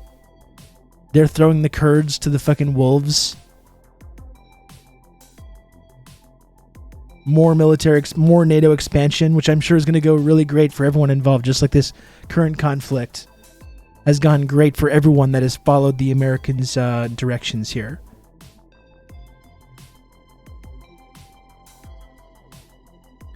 Goddamn, another Twitch-using Anglophone Quebecer socialist. That's right. That's exactly right. That's exactly what I am.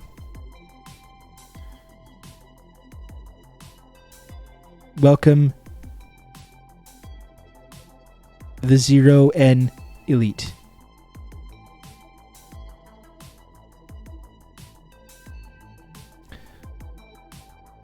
The fate of the Kurds really should show everyone to not trust the U.S. for a second. I mean, people should know this already, but you should really extra double know it now.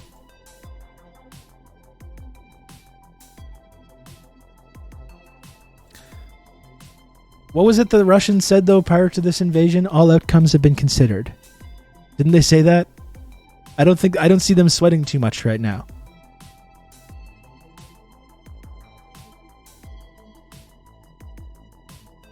All socialist history tells you is never trust the imperialists. Exactly. Very, like I was saying, very clear directions. Very clear directions.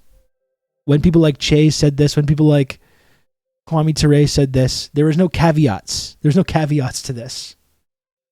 Maybe on a case-by-case basis, you have to trust the imperialists. Really, there's not. There's no case. There's no situation. What's up, famous horse? Welcome.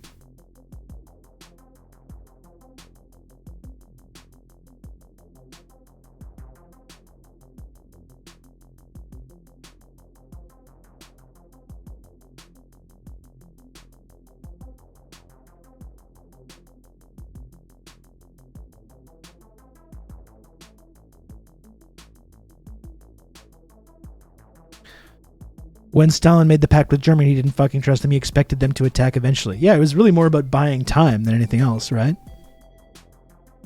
Because they took that time to massively increase their capacity to like build weapons and build infrastructure.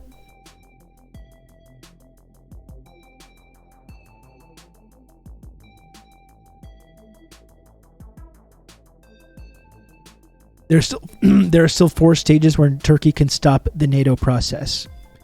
That's interesting, because I feel like they've already given up. They've given every Turkey everything that they wanted already.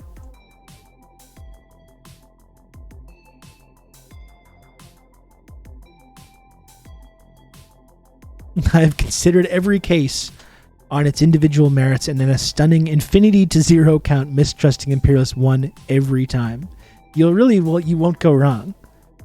Like, this is exactly why they tell us not to read these books, right? And to understand this history. Because once you do understand this basic formula, it's like, well, what do you know? I was proven right again.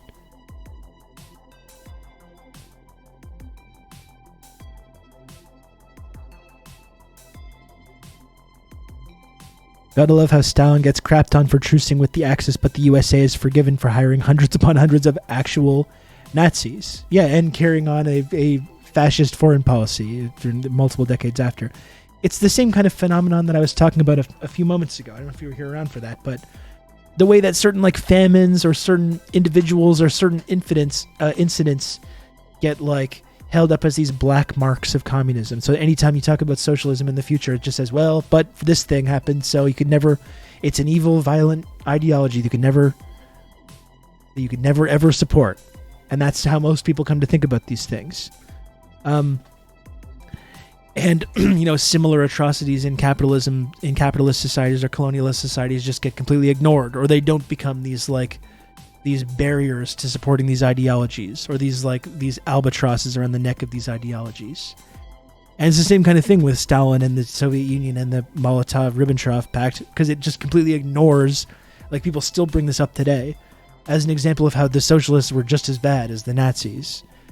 And their non-aggression pact that they signed, which as we know, as we were just talking about, was done to like buy time. That was never done because they like trusted or wanted to work with them. It was because they were rebuffed multiple times prior to that, trying to form an anti-Nazi alliance by the West. But of course, the Molotov-Ribbentrop Pact gets held up as this black mark against Stalin or against communism, and it becomes this thing where we're not allowed to ever support it because of this pact, while ignoring all the similar pacts that Western countries had with the Nazis, which took place in the years prior to that, which for some reason just get completely ignored and don't get treated with the same level of like importance or permanence.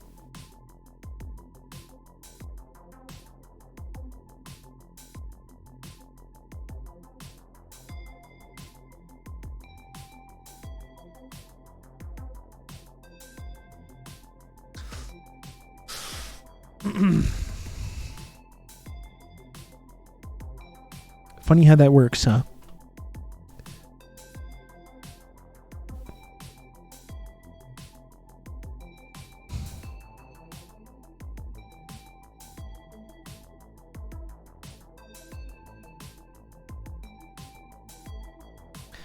Let me look at some of this clips for this NATO summit.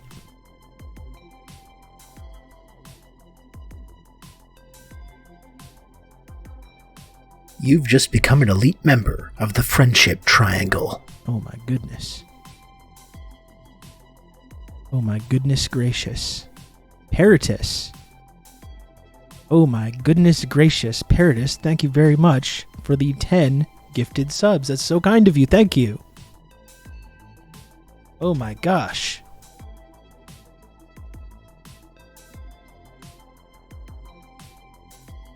Hold on.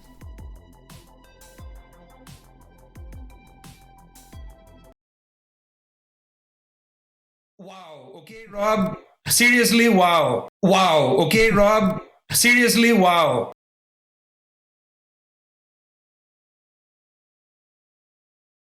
Wow, okay, Rob. Seriously, wow. What else can you say? Thank you very much, Peritus. I really appreciate that.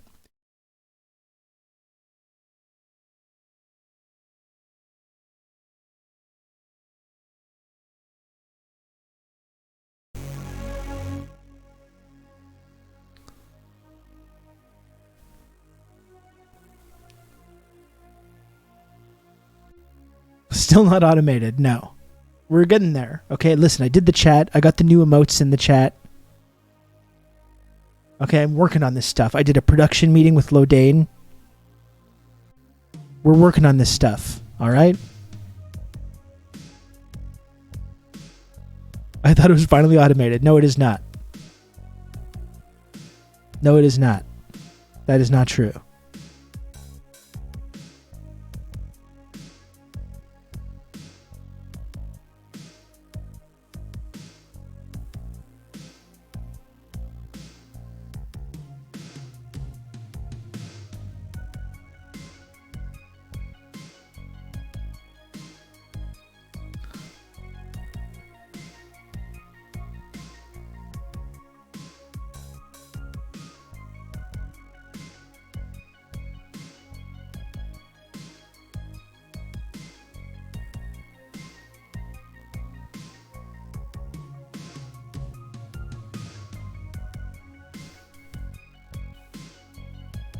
So we can take a look into this NATO summit.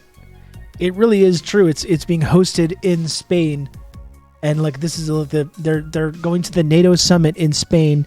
The whole rules-based international order is there. All the guys are there. They're all there. All our NATO friends.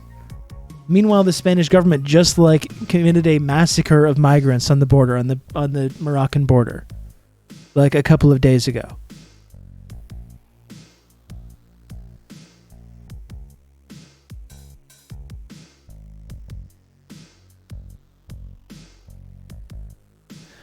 Glad I didn't miss the whole thing. That's okay. I started later today. Sorry I'm so late getting here. Had a confrontation with my boss today over Zoom, with him interrupting and yelling at me again, and me yelling back about how he shouldn't do that because I'm not his child, and closing my laptop, thereby ending the meeting. Had better days. That sounds pretty shitty, human person. I'm sorry. I'm sorry to hear that. Well, we're here now, okay? We're here now.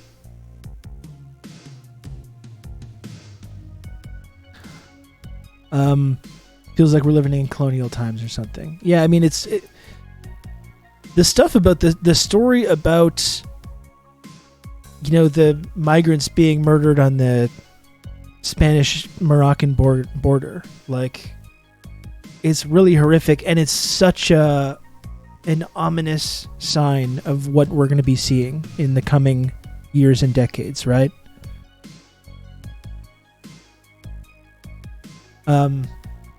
Really, really alarming shit. Like, it's no wonder that you can get away with that as if you're the Spanish government, and then have all your NATO friends immediately come hang out in your country and just completely whitewash that while you're spending your time talking about how Putin is bad.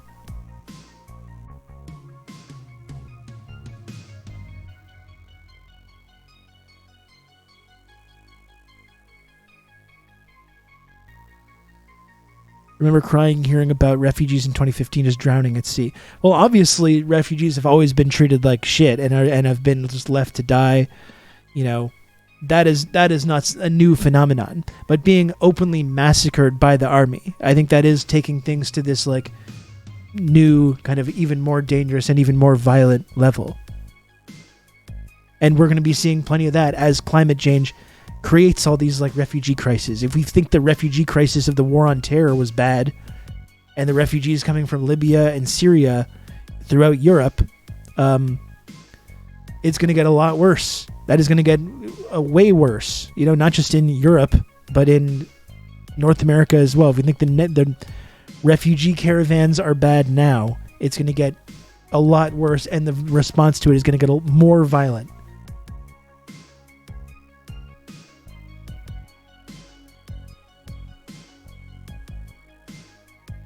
The Spanish king literally imprisoned a rapper the other month for criticizing him in a song. This is the Alliance of Free Democratic Nations. It's just like in Che in Cuba. He banned music, right? This man banned music.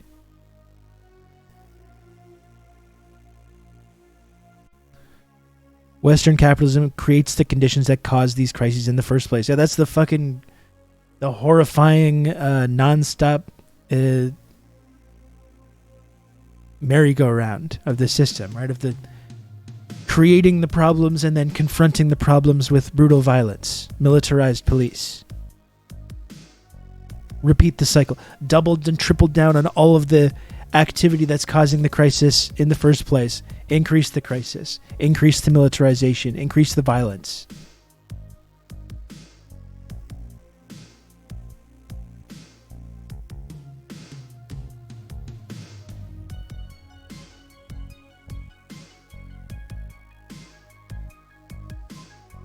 Shit.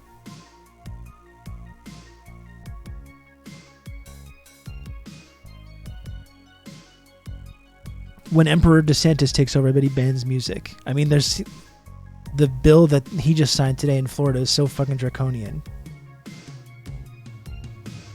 What do we think is going to happen with the inevitable DeSantis-Trump showdown? DeSantis seems like, even though he's so fucking evil, DeSantis is like the competent fascist. That I think even like moderates are going to rally around this guy just because he's not like boorish like Trump. But I think still, if Trump wants to, he can roll right over him. Unless that's one of the things that's going to come out of this January 6th committee right now. It's like they slap some kind of consequences on Trump to make it so he can't run again.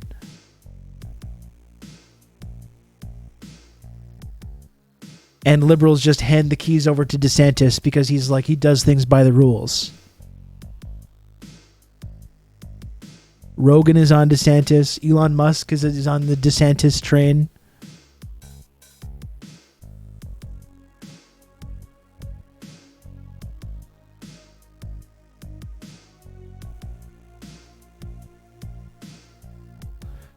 It's overtly their plan. Instead of funding climate change resilience, they're just funding militarized borders. And yeah, pay attention also to that Supreme Court decision that came through a couple of weeks ago about how DHS has full reign to just operate within 100 miles of the coast and every border, and have full right to just like search people's houses, arrest people with no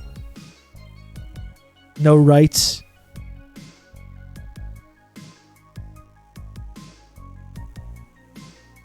That is part of that the coming fascist takeover, which is like 75% of the country population. Yeah. What did he sign? I live in Florida and don't watch the what he signed. I don't watch the news. I was going to talk about NATO, but we can talk about this for a moment.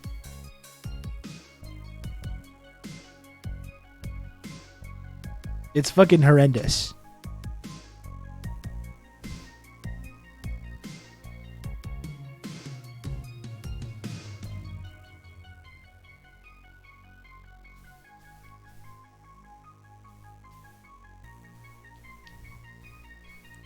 Right after the Rogan endorsement.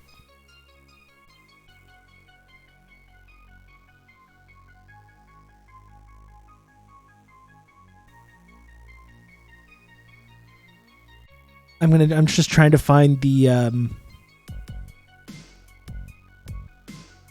there's a thread of all the things that are in this bill.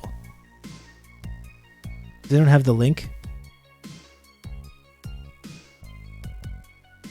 Now, of course, yeah, the decision today, the EPA decision in the Supreme Court. I mean, goddamn, like the interesting phenomenon that's happening right now in America, and who knows if anything will come to it. Probably not. But I think people are at least realizing the fact that the Supreme Court is like a 100% partisan institution that has like no democratic legitimacy. Like more and more people are starting to sort of like figure this out. Whether they intend to do anything about that remains to be seen. Probably not. We're seeing Biden saying like we don't even want to talk about this stuff because it decreases people's feelings of legitimacy of the court, as if this is a thing that still fucking exists. It is full mask off hours. Yeah, it's like people are going to start to realize what's going on here.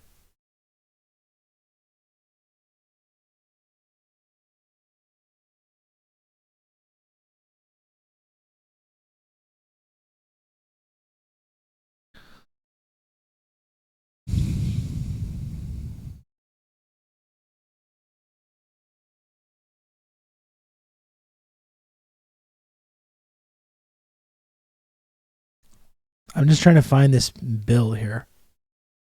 It's incredibly draconian.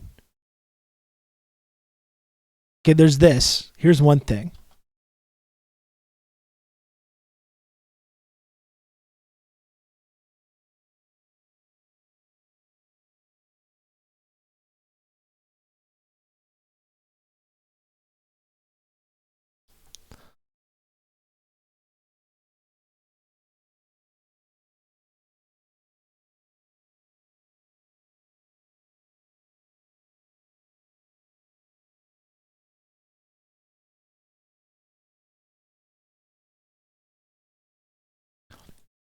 So here's part of it.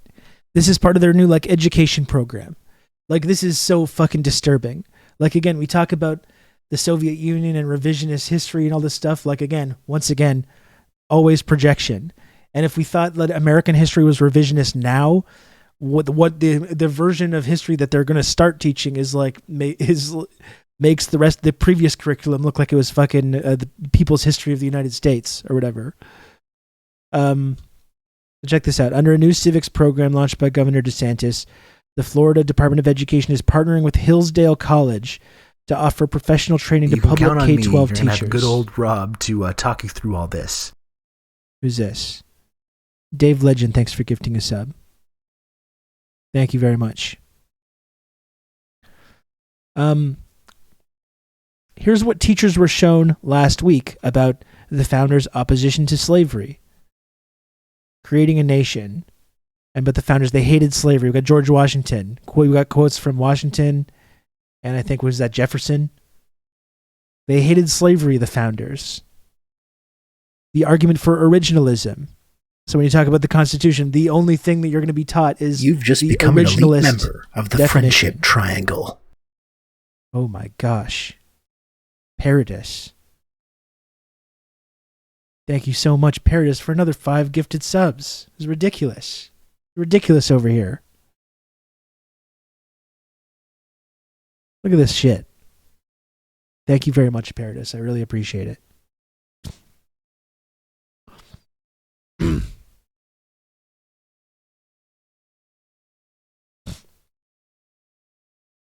Originalist when convenient. Yeah. So here's what else is on this. Like in this new bill, this is what they're going to be teaching. Again, what? Training to public K-12 teachers. This is what they're going to be teaching in Florida. So yeah, the originalist definition of the Constitution, the Scalia version, which again is a completely fake thing as well. That's a recent invention.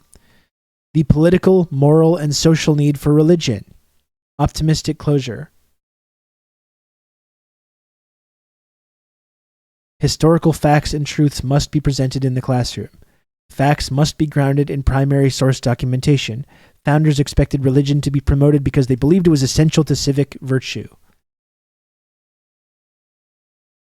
Self-government requires people committed to civic and moral virtue. You can count on me. You're going to have good old Rob to religion talk you was through the all inculcator for virtue. And then look at that, Paradis. 6 months of Tier 1 from Paradis. I haven't seen you around here in a while, Paradis, and I'm very happy you showed up today. I've been struggling lately to hit the sub goal, and it's hard to not take that personally, not to be a hard ass with anyone in the chat. It's hard to be like, what am I doing wrong? It makes you feel, because this shit is gamified in this way on Twitch, it makes you feel personally responsible when you don't do this. Not anyone's fault. Believe me, not anyone's fault. But thank you, Paradis, for hanging out today and being so supportive. I really appreciate it.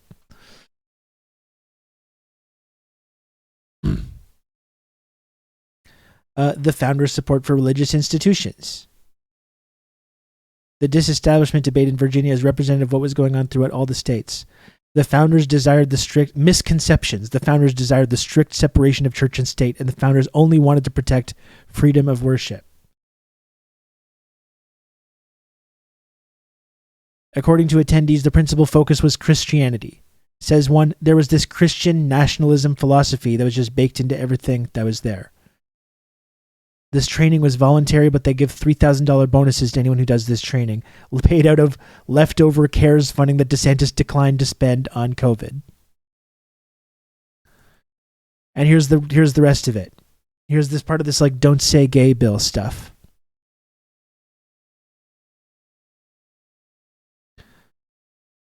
I'll match the subs that come in the next 5 minutes. Oh my goodness. It's outrageous. We'll see. It's been a little slow. So we'll see. So here's the sort of don't say gay aspect of all this new stuff that's coming to Florida. Meanwhile, Orange County's legal team has introduced guidelines for how public schools should implement HB 1557, aka the Don't Say Gay Act. Among the new rules for teachers is that in that country, no more rainbow clothing or photographs of same-sex partners. Okay? Teachers and staff members will be disallowed from wearing rainbow articles of clothing, including lanyards distributed by the district last year. Elementary level teachers reported being discouraged from putting pictures of their same-sex spouse on their desk or talking about them to students. All right, at Paradis 100 I'll take that bet. No more safe space stickers. Also, teachers must out gay students to their parents because parental rights are absolute, but teachers must use a student's birth pronouns regardless of parental desires. The friendship triangle. Because parental rights are unimportant. Right? So parents' rights when it's convenient for us. You can count on me. You're going to have good old parents' Rob rights to talk you when through it's all not this. Convenient. If your parent comes on and said, please refer to my child as their preferred pronouns, they're supposed to disregard them. A spokesman for Orange County acknowledges that some of these interpretations are extreme, but explains that staff need to err on the side of caution because the law is so vague and the penalties so severe. You can count on me. You're going to have good old Rob to talk you through all this.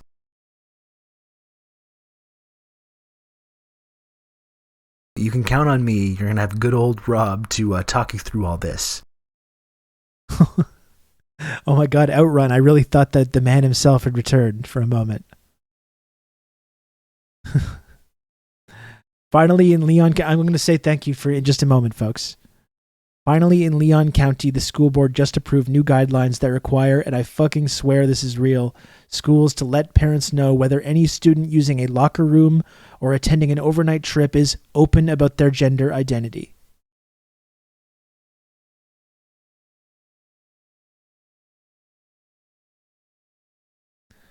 This is from the official document. If the parent and student have requested privacy and non-disclosure about their child's gender identity within their LCS LGBTQIA+ plan and have agreed that the student will change clothes, shower, and use the restroom facilities in a private manner for all students, no further action is needed by school administration. Upon notification or determination of a student who is open about their gender identity, parents of the affected students will be notified of reasonable accommodation options available.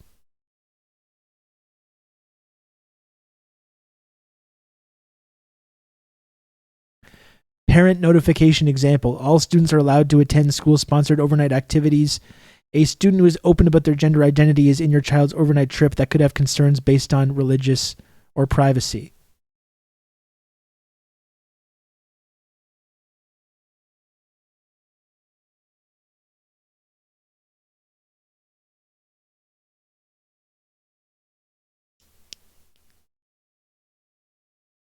This is what is going to, and like, this is right now, if it's not Trump, this is like the GOP front runner for 2024.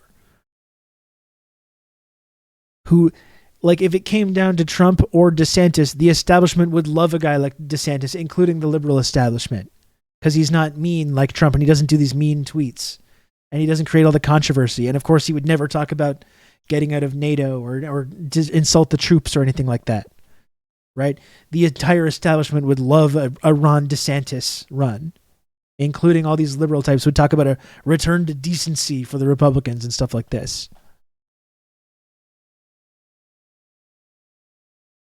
Oh my God, Siparuski is still missing out on all these subs.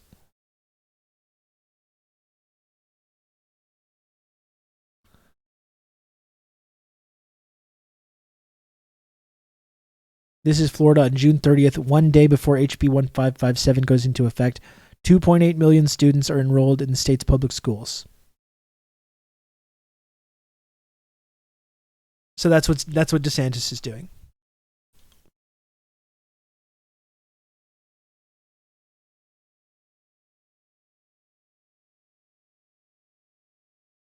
Yeah, so all this stuff is happening while This fucking dumbass. Yeah, so all this stuff is happening while we have a dead man as a president. Yeah. You know, it's just Are you throwing out any it's not fun. Any support towards anyone, or are you going to hold off? Count on me. Because I know Good old didn't Elon Rob Musk to, talk you through come all out this. recently for DeSantis? Yeah, Yeah. I think Ron DeSantis would work as a good president. You've just become an elite member of the Friendship Triangle. Oh my goodness gracious.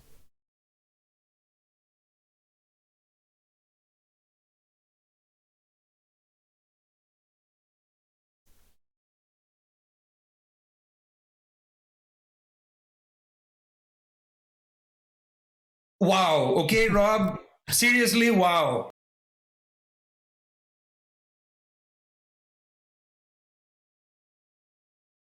Wow. Okay, Rob.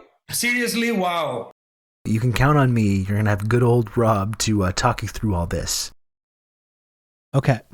Thank you so much to River and Ravens for the 5 months resub at tier 1. Thank you, River and Ravens. Thank you so much to DRP50 for the 5 gifted subs. Very much appreciated, DRP50. Thank you, Red Wizard, for the gifted sub. Thank you, Gothengelsener. You can count on me. You're going to have good old Rob to talk you Gothengelsener through all for the this. gifted sub. Thank you. Thank you, Outrun, for the gifted sub to valued community member Anusbeard. We've not heard from this valued community member for many months. We don't know what's going on with our friend Anusbeard, but hopefully they're doing okay. Thank you, Outrun. Thank you also, Red Scary, for gifting a sub to Siparuski. Thank you so much to Paradis, again, for the 10 gifted subs. Paradis, thank you so much. And for an additional 2 subs after that. My goodness gracious.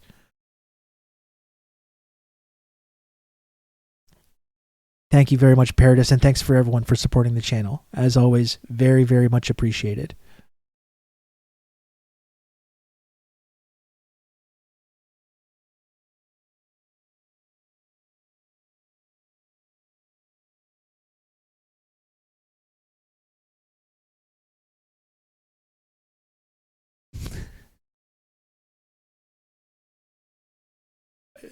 Keep meat legal. I respect your efforts to turn this into a discussion about the virtues of horse meat legality, but you know what? I'm going to pass on that discourse right now.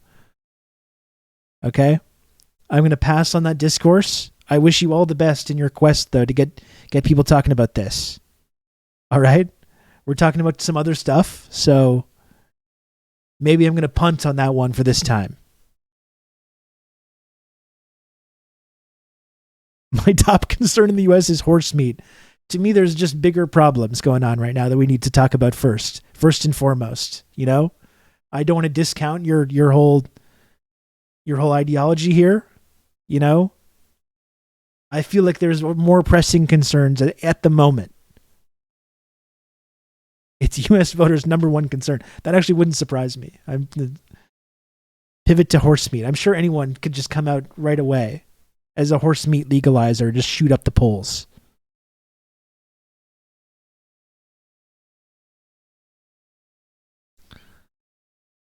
Sure, DeSantis is a step away from lining up gay people and shooting them, but what if the shooters were high on omega-3s from horse meat?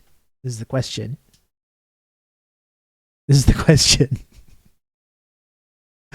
I wonder what's the crossover with like horse meat people and seed oil people. I bet there's crossover. Are you still around? Keep meat legal. What's your feeling about seed oil? Do you have any strong feelings about seed oils? What do you think about that?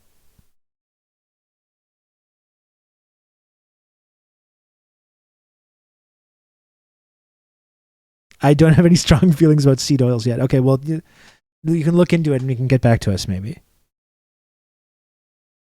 Anyway. Pretty fucking grim, though, when Joe Biden wants to take your horse meat. Oh my God. That's one of my favorite things to do, actually, is I go to the grocery store and I have a little dripper of like canola oil. And I go into the butters. And I just drop a little canola oil in there. That's my big subversive thing that I do. Take care, Outrun. Thanks for everything.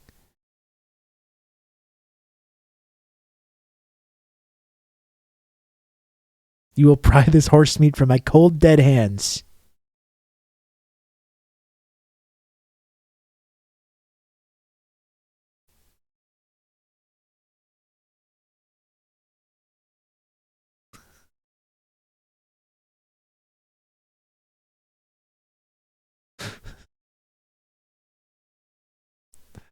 The number one political issue facing the country. Let's hear more from fucking dumbass Joe Rogan. Yeah, so all this stuff is happening while we have a dead man as a president. Yeah.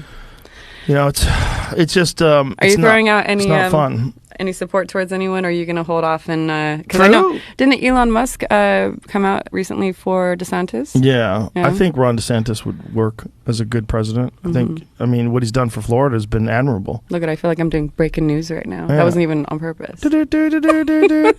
I feel like what he did for Florida, a lot of people gave him a lot of grief, died in but Florida? ultimately Like he was correct. Number. He was correct when it comes to like deaths.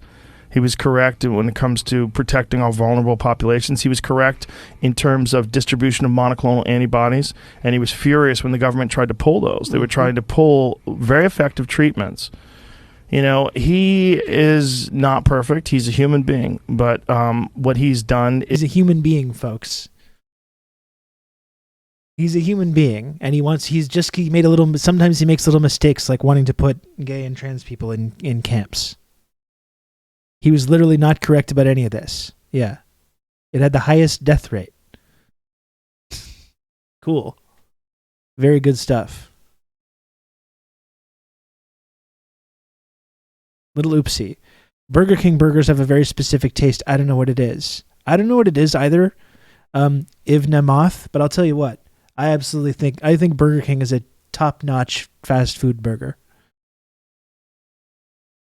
I know this is kind of out of left field. I guess not when we're talking about meat, but I highly enjoy those Burger King burgers, though. I think they're very good. Not a great fry. I'm not crazy about the Burger King fry. Really do enjoy that BK burger, the Whopper. Classic burger, though. Flame broiled, baby. I've never had the Impossible Whopper. I gotta get that because I love the Beyond Burger at A&W, which also makes a very good burger.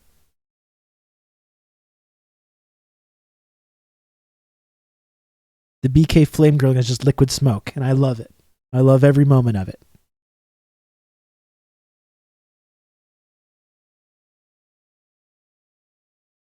Burger King has the Impossible Burger now. I just went for fast food burgers last night, but now I really want to get one of those burgers, I must say.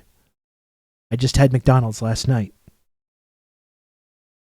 I can't go get Burger King the night after I had McDonald's. That'd be ridiculous.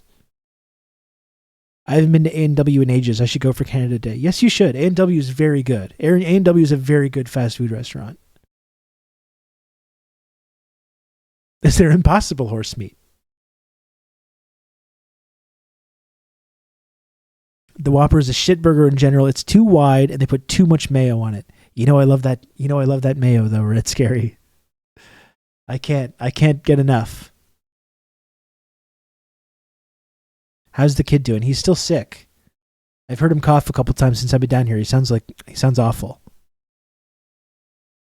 It sucks, you know? I wish he was doing okay and he could just go to camp and have fun all day. But not a possibility right now.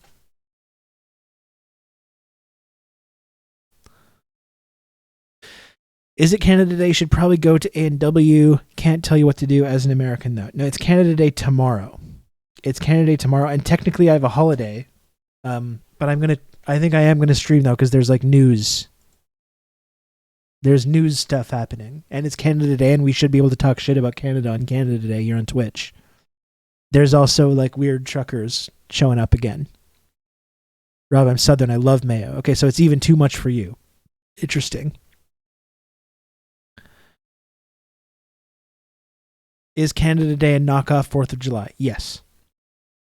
Yes, it is. Before I went vegan, I was eating several triple stackers from BK every week. So you really like went a big drastic change, didn't you? Interesting.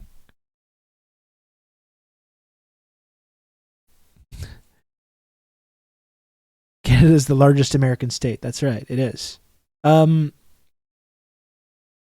Tomorrow, I officially become responsible for people's lives. Hell yeah, Doc.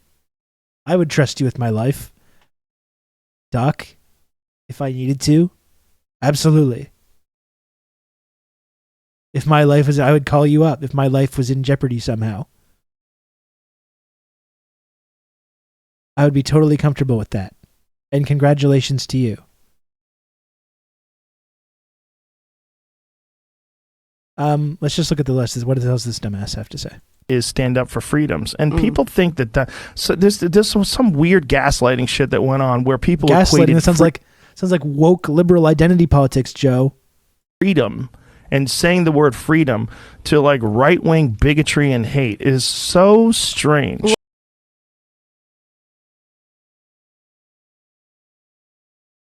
Can we get some KD to the Raptors going on in the chat for some good vibes? I don't know how they would get him. I'm reading the stuff about him requesting out. What a shit show in Brooklyn, by the way. Like, what an absolute shit show. He's got like 4 years left on his deal and he wants out.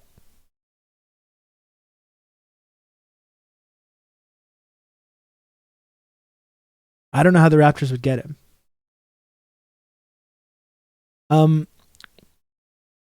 Weaponizing woke language to criticize the wokes. Unbelievable. Barnes plus Siakam plus 2 firsts for KD. I would not do that deal. I must say. KD is one of the best basketball players ever. One of the best scorers ever. Would not do that trade though.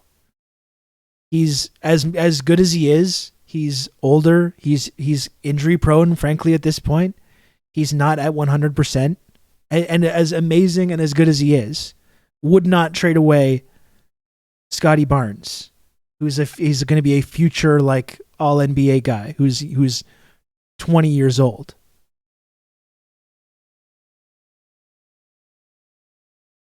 No way. Wouldn't do it. Would not pull the trigger on that, and neither would Masai, I don't think.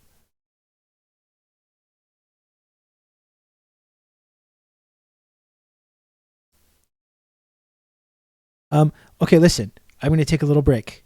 Okay? We talked about the Florida thing. I didn't really expect to talk about that so much. We talked about that. Raptors to get Kyrie and Westbrook. Just the ultimate chaos team. I'm going to take a little break. We'll come back and talk more about NATO stuff. Okay?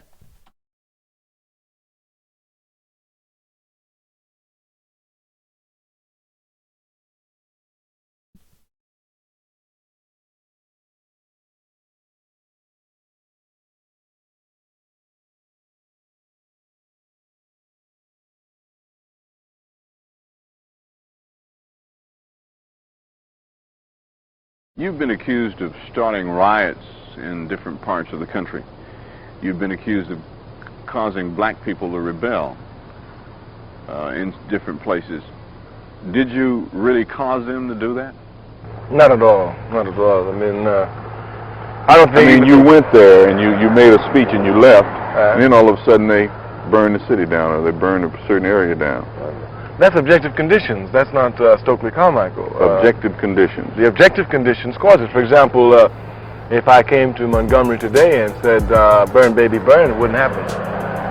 Why do you think that it wouldn't happen? Because the objective conditions today are not the same as they were 10 years ago, 8 years ago, 7 years ago, 6 years ago. In other words, you can do some things here today that you couldn't do 6 or 7 years ago. Precisely, precisely. So it's the objective conditions. 6 or 7 years ago, the contradictions and the oppression was so blatant. And at the same time, there were so many overt contradictions in the country. You were sending black men to fight in Vietnam for freedom and democracy from Montgomery, Alabama, and they couldn't even go downtown to a stupid 5 and 10 cent store and buy something. Those contradictions are too blatant. Once you show these contradictions out to the people, he said, now what are you going to Vietnam for when you can't even burn this thing down before you go to Vietnam? That makes sense. They can begin to understand that. Now, the contradictions, now what the power structure is trying to do is to blur the contradictions. See, like they have some black people on television.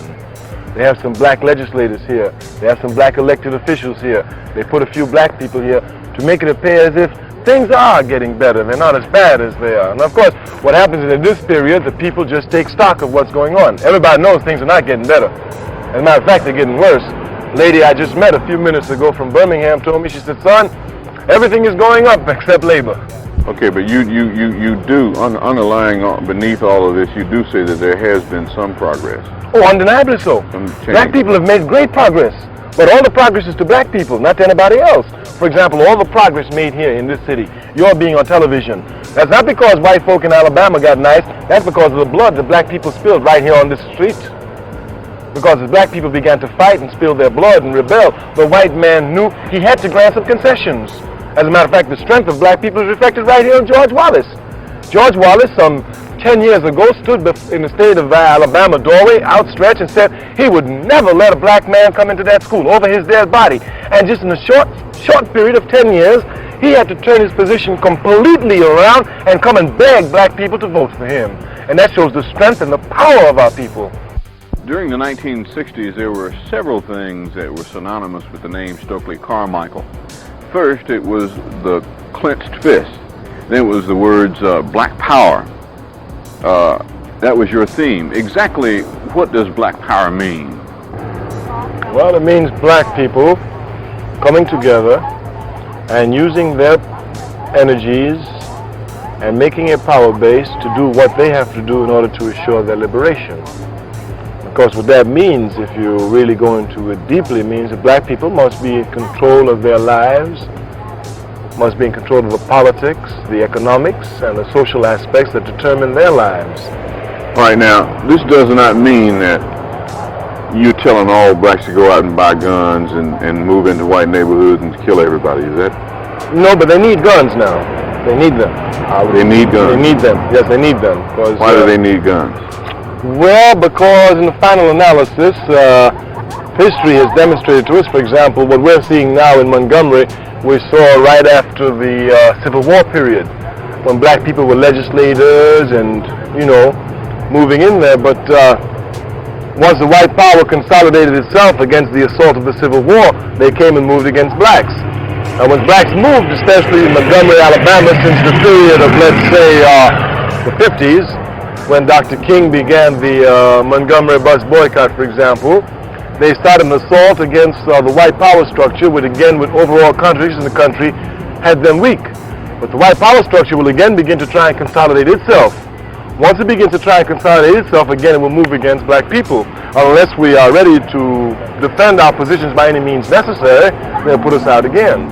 Stokely, when you say by any means necessary, exactly what do you mean? By any means necessary. By violence, by non-violence, by any means necessary. But you don't push any particular theme, any particular method? No, whichever, for example... Whichever one is necessary at that time. Right. For example, in 1956 in Montgomery, Alabama, a non-violent boycott brought effective changes. That bus company went out of business Precisely. here It brought a few months ago. Good. It brought poetic justice. Well, yeah. It brought more effective results than would have violent demonstrations at that time. In 1968, violent demonstrations brought better results than would nonviolent demonstrations at that time. So, by any means necessary means, whichever tactic is applicable to bring about the best and most effective results, you use. If a nonviolent demonstration can bring it, use it. If a violent demonstration can bring it, use it. Whatever means necessary.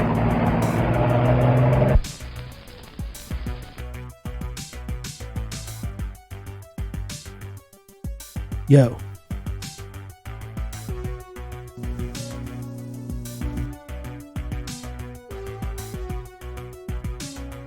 I'm back.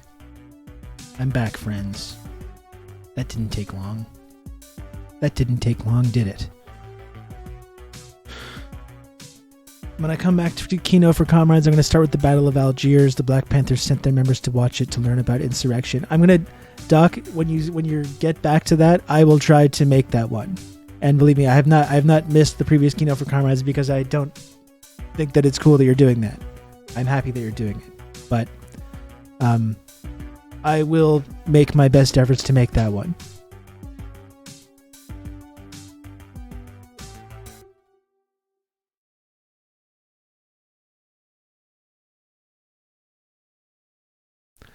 Okay, so let's look at some of this NATO shit.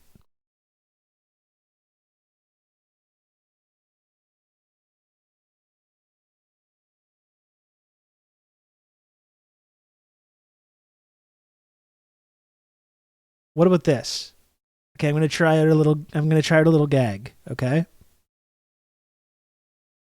I'm going to try out a little bit of a gag. You can let me know if it works. Let me know if it works for you or not. Here we go. Okay? How about this? NATO, more like nerdo.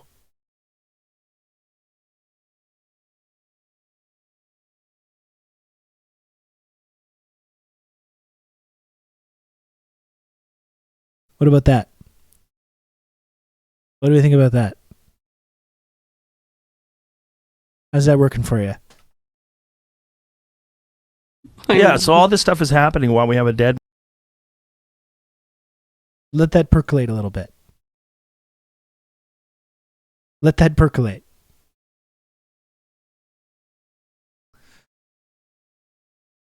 Okay. Maybe you're not ready for that one. Your kids are going to love it, though. I cannot keep getting away with this.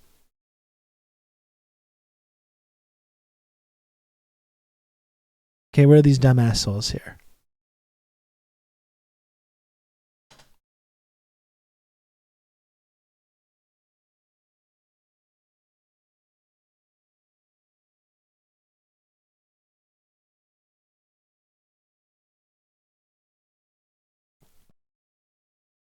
I mean, we've always known this was the strategy, but it's good to hear Biden say this. Brandon, I should say. Thank you. We are going to support Ukraine as long as it takes. Look at the impact that the war on Ukraine has had on Russia. They've had to renege on their national debt for the first time since the beginning, almost well over 100 This years. is. I would like to see more of these more of this statement, actually.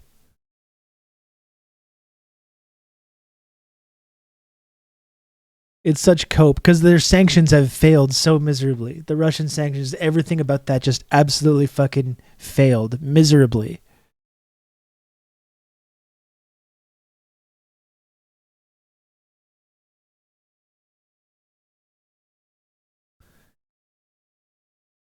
Mayo reneged on that for a while. Oh my gosh.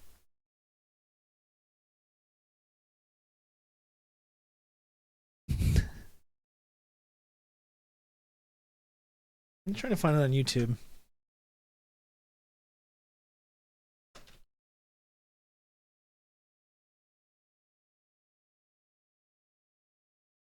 Before the war started, I told Putin that if he invaded Ukraine, NATO would not only get stronger, but would get more united.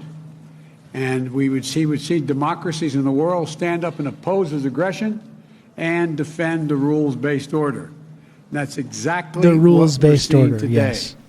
This summit was about strengthening our alliance, meeting the challenges of our world as it is today, and the threats we're going to face in the future. The last time NATO drafted a new mission statement was 12 years ago. At that time, it characterized Russia as a partner, and it didn't even mention China. The world has changed a great deal since then, and NATO is changing as well. At this summit, we rallied our alliances to meet both the direct threats of Russia poses to Europe and the systemic challenges that China poses to a rules-based world order. And we've invited 2 new members to join NATO. It was a historic act. Finland and Sweden, 2 countries with a long tradition of neutrality and choosing to join NATO. Some of the American press will remember. I'm sure this is going to go very well for them, just as it's gone very well for everyone else. Could he come and see me? And he came the next day and said, will you support my country joining NATO? You're losing the the economic telephone. war, Joe. Your empire is in decline. Your precious little empire. It's declining in front of the whole world. The whole world, no one respects it. No one respects this bullshit rules-based international order.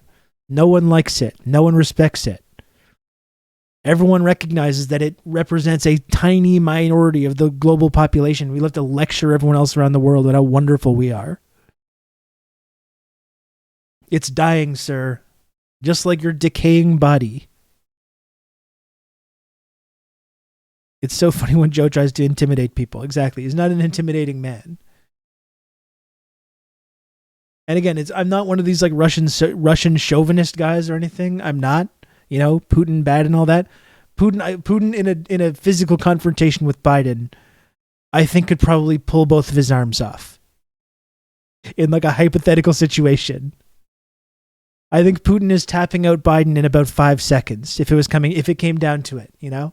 And again, I'm not a big I'm just telling it like it is. I'm not a big Putin fan or anything. Putin bad, you know, I agree. I agree with that. Putin mid, USA mega bad, that's right. It's just a rear naked choke city, exactly. Immediate choke out.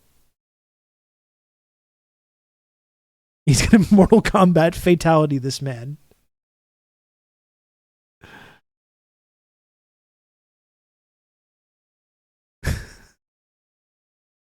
No, he has Parkinson's. Yeah.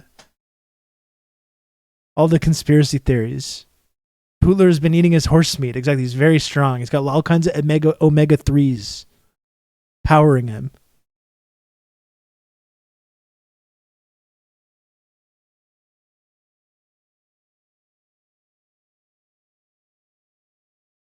Would rip my arms out, Jack. He doesn't have his old rusty chain. His old rusty chain from the lifeguard station. Or was it the chain, or was it that Corn Pop had a rusty razor? He said he had some kind of weird reference about how Corn Pop left the razor out in a bucket or whatever to make it rustier.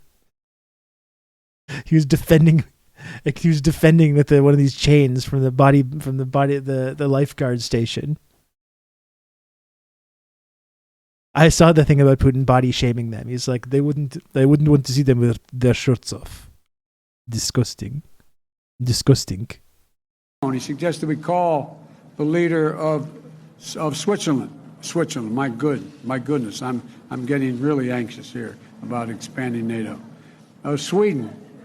And what happened was, we got her on the phone and she asked if she could come the next day. This is going to blow up in their faces as well. Joining NATO. Just like it's blown up in Ukraine's across face. the board are stepping up, increasing defense spending.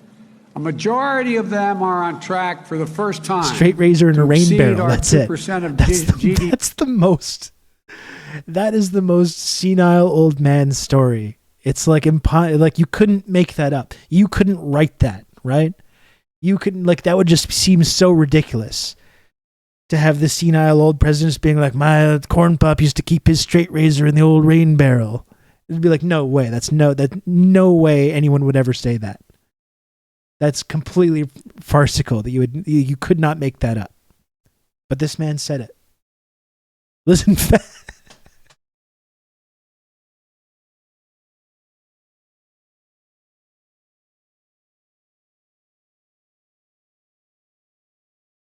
GDP commitment that they make. They agree to spend 2% of the GDP on defense. Look, for example, It was probably a comb that looked like a switchblade. It was from a Charles Bronson movie, and he thought that it really happened. Fuck, the listen fat is so funny. If there wasn't so much at stake, I would find Biden a lot funnier. I think he's a pretty funny character. He's not as funny as Trump, but he's still a pretty funny guy. I must admit. The why? Yeah. What a fucking weird dude. Germany is committed to spending 2% going forward and announced a special fund for its military of more than all fights were Rusty Razor versus $100 Sharp billion. Chain back in the day. Slovakia, the Czech Republic, and the Netherlands have announced they will also meet their 2% commitments. Poland, Romania, Estonia, Latvia, Lithuania are doing more than 2.5%, some as high as 3%. Together, deploying more assets and capabilities to bolster our alliances across all domains: land, air, sea, cyber, and space.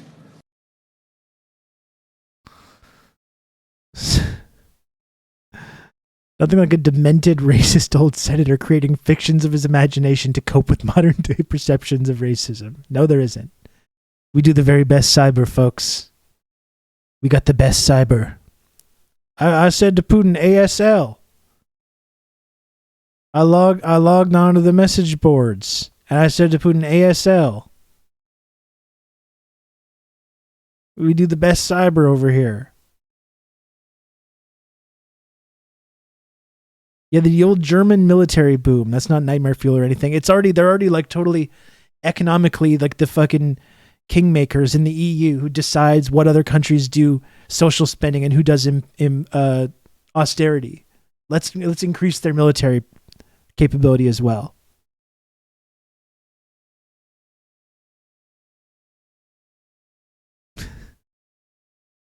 Rock, scissors, paper was called Chain Razor Papyrus, of course. Everyone remembers this. Germany's going to run out of gas by the end of the year. This is all going so badly. So it's really funny to see this, like, this big NATO presentation, this big celebration, while they're just completely being humiliated on a global stage. And while all the developing world, everyone on the outside looking in, the imperial periphery, the countries that are not allowed to be in the rules-based international order, they're just looking at this dying institution is laughing. This pathetic, weak institution that promised Ukraine the world, that promised Ukraine that they would defend them, and have just led them along this path of fucking destruction. And now, of course, in this speech, Biden's like, we're going to defend Ukraine to the last Ukrainian, Jack. Yeah, I think the NATO summit is going the way of the Summit of the Americas. I think it is, yeah.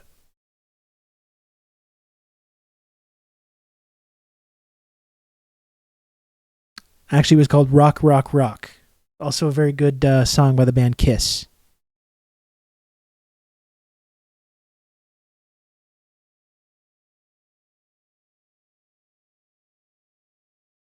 And the Rousseau Institute get together to apply for refugee status in Cuba or something. That's phase 4.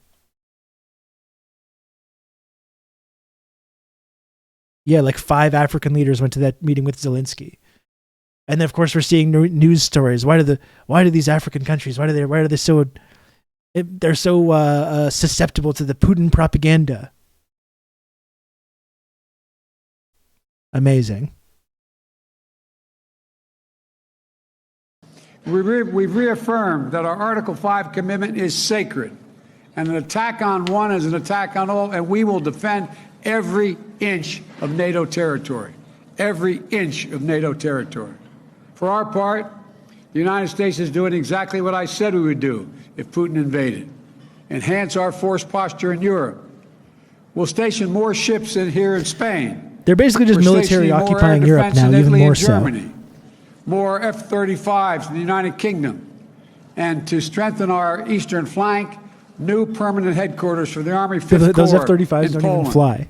In addition, An additional it really takes a genius military strategy to put the planes that don't fly in the rain and send them to fucking England. Let's make sure that the F-35 goes over to England, where it's famously very sunny all the time, very favorable flying conditions. Tom Cruise is patrolling the skies in Europe, Jack. Oh, there's rain today. I can't find, innit?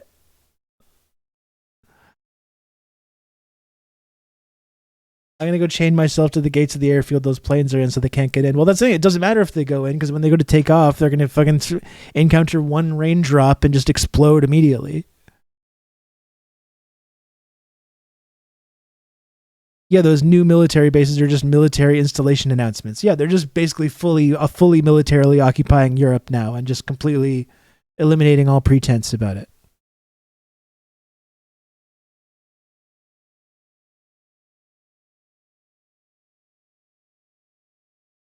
brigade combat team position in Romania, and additional rotational deployments in the Baltic countries. Things are changing to adapt to the world as we have it today. And all this is against the backdrop of our response to Russia's aggression and to help Ukraine defend itself. Wait, did he just do a Freudian slip? And all this is against the backdrop of our response to Russia's aggression.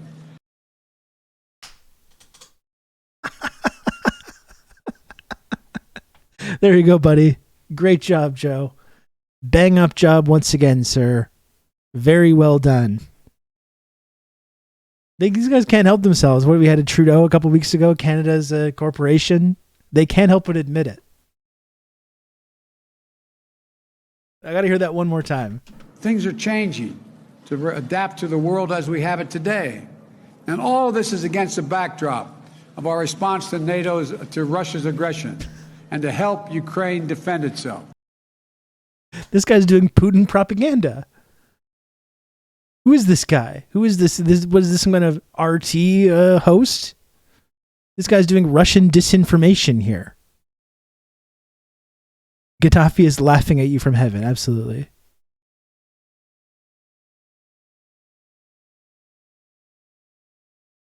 Yeah, and then Bush as well. That SV Harkin, that's right. One man invades a country like Iraq. I mean, Ukraine. They can't help but admit it. Unbelievable. The United States is rallying the world to stand with Ukraine. Allies and partners around the globe are making significant contributions. Secretary Austin just brought together more than 50 countries, Doesn't pledging matter. new commitments. And this is a global effort to support Ukraine. Global. Nearly 140,000 It's not a global anti-tank effort, systems, sir. more than 600 tanks, nearly 500 artillery systems. They're getting more their than asses kicked, Joe. 600,000 rounds of artillery ammunition, as well as advanced multiple launch rocket systems, anti-ship systems, and air defense systems. All the And white again, nationalist countries agree the with United this States year. is leading the way. We provided Ukraine with nearly $7 billion in security assistance since I took office. The next few days, we intend to announce more than $800 million more, including new advanced Western air defense systems for Ukraine, more artillery and ammunition, counter battery radar. Didn't they already send like additional $40 billion ammunition worth for of the stuff? HIMARS Like, how much multiple more launch stuff do rocket they system need? We've already given Ukraine, and more HIMARS coming from other countries as well. We also welcome for the first time. I was reading as well some like some actual analysis of like how the actual fighting has gone and how all these fancy weapons like the javelins have been way less effective than they were hoping they would. Our partners in Indo-Pacific to participate in the NATO summit. As I indicated to Putin, his action would cause worldwide response. Bringing together democratic All allies outcomes and have been partners from the considered. Atlantic and the Pacific to focus on the challenges that matter to our future and to defend the rules-based order against the challenges, including from China. The rules-based order. Fuck off. This guy.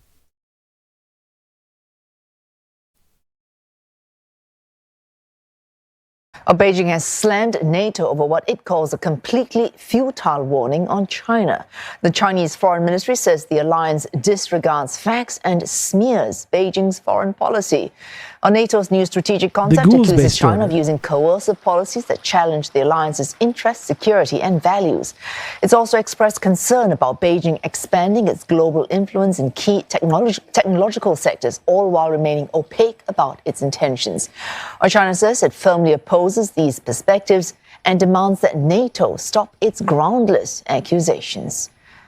And for more on this, Olivia Xiong joins us live from Beijing. Olivia, the usual rhetoric from ministry spokesman Zhao Lijian in Beijing clearly against NATO's new strategic concept.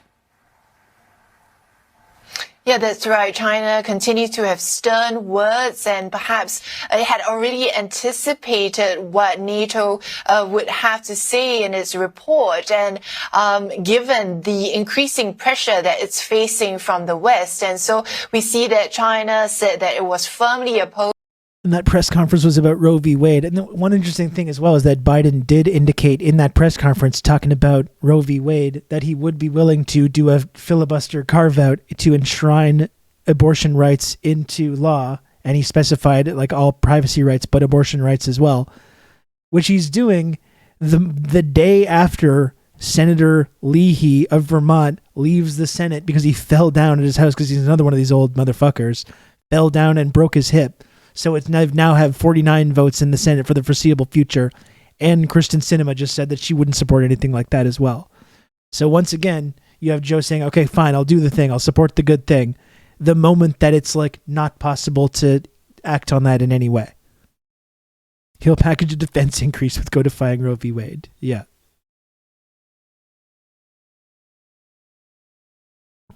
To NATO's warning of this China challenge, saying Same that playbook as hyping up Obama, the China exactly. threat is completely futile. We heard from China's mission Yeah, to Sinema's pro-abortion, but doesn't support changing any laws or rules in order to codify abortion rights into law. the EU, who said that it was a malicious attack and a smear on China. The foreign ministry here also, when asked about it, added that the new strategic concept makes irresponsible remarks on what it said was China's normal military development and national defense policy, and that in fact it was NATO that was inciting confrontation, and that this was filled with Cold War mentality and an ideological bias. Now we know that in NATO's document, it said that the close relationship between China and Russia was against Western interests. And as we know, China has not condemned Russia's invasion of Ukraine, saying it's taking a neutral stance, instead saying that it's NATO's eastward expansion that has provoked conflict. And so we see the Chinese foreign ministry here saying that it does not pose a systemic challenge. And what China... Absolutely true. Thinking anyone but the U.S. is mostly responsible for global instability. Yeah. Seriously. And there's more stuff with the Biden here, too.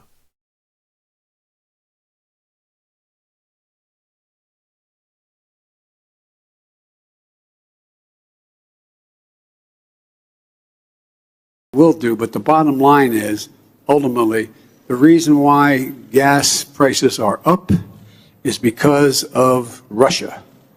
Russia. The reason why the food crisis exists is because of Russia. The reason gas prices are higher are because fossil fuel CEOs are saying, hey, we've got a great opportunity to make way more profits, and they're just charging more. It has nothing to do with that.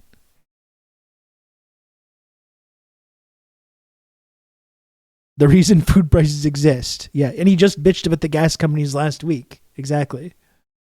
Yeah. You had some very stern words for them.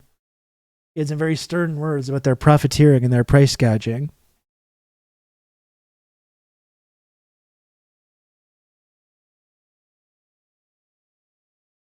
Russia not allowing grain to get out of Ukraine. And so once again, that's the way in which I think we should move, and I think it would have a positive impact on the price at the pump as well. And we will do, but the bottom line is Russia, Russia, Russia, this guy says. That's your answer to everything. More NATO. Russia bad.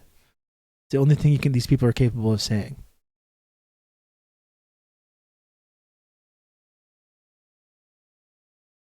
Hey buddy, what's up?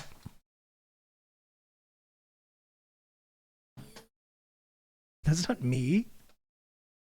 That doesn't look like me.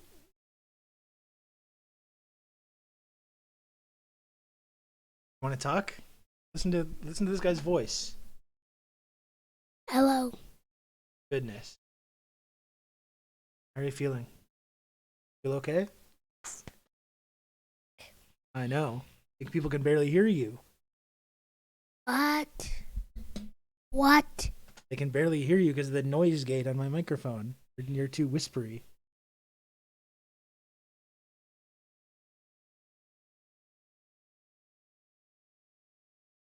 I am not whispering in my voice. Yeah, I know. I lost my voice a couple times. I know. Poor guy. Poor Mr. Sicky. Do you still have a fever? Don't have a.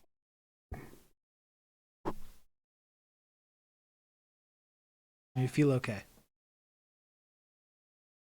I just had a little cold. I know. Wow. Poor guy. I look like that. Look at my bat. I know. It's very nice. Oh, no one can see me though. I'm covering your crook up. I'm not an evil crook. Don't call me an evil crook. Now I look ridiculous. Look at my hair now. It's all messed up. It's all messed up. Gosh. It's outrageous.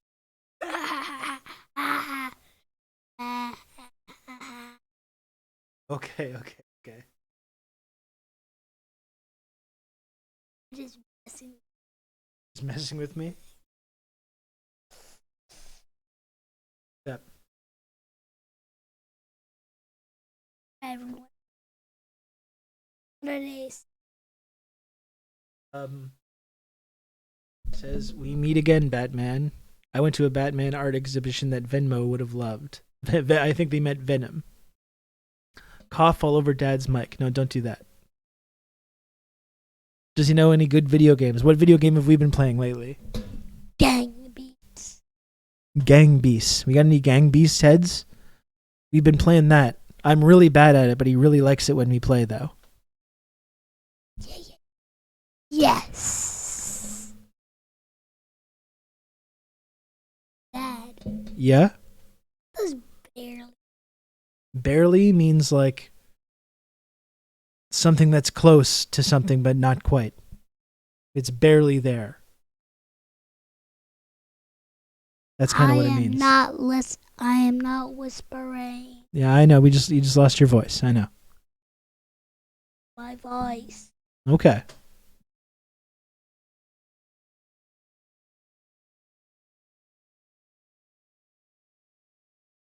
Do you have anything else you want to talk about? What? Joker wasn't really a clown. He wasn't a clown? What was he? He was a human who fell into chemicals. He had an accident to a because Batman threw him into the chemicals.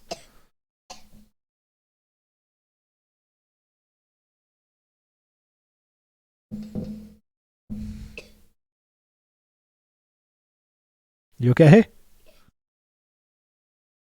Because that's what heroes do. No, not a biological clown. Although, who do you think Joker's brother was? Pennywise. You think Joker and Pennywise are brothers? Yes, because they're both clowns. They're both evil clowns, that's right. I was trying to explain that I don't think Pennywise is like a human, though. Pennywise is like an alien creature. Maybe he was going on a mission in space, yeah, as an accident in Mars chemical plant. He had an accident in a Mars chemical plant, and that's how he became a clown. Yes, yes, yes. Okay. Very interesting. Very interesting stuff. Pennywise is a clown. They're all fundamentally evil aliens. And they're both creepy. They are both creepy. It's true.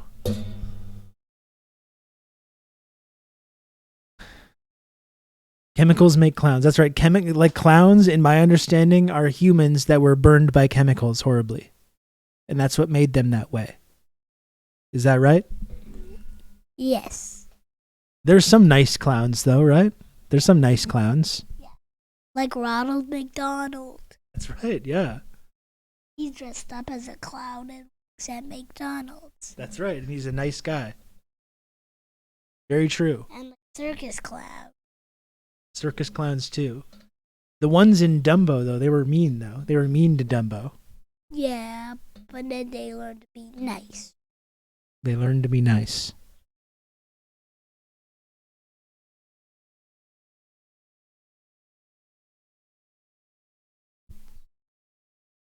Horrible chemicals are just normal chemicals to the Joker. Oh, my.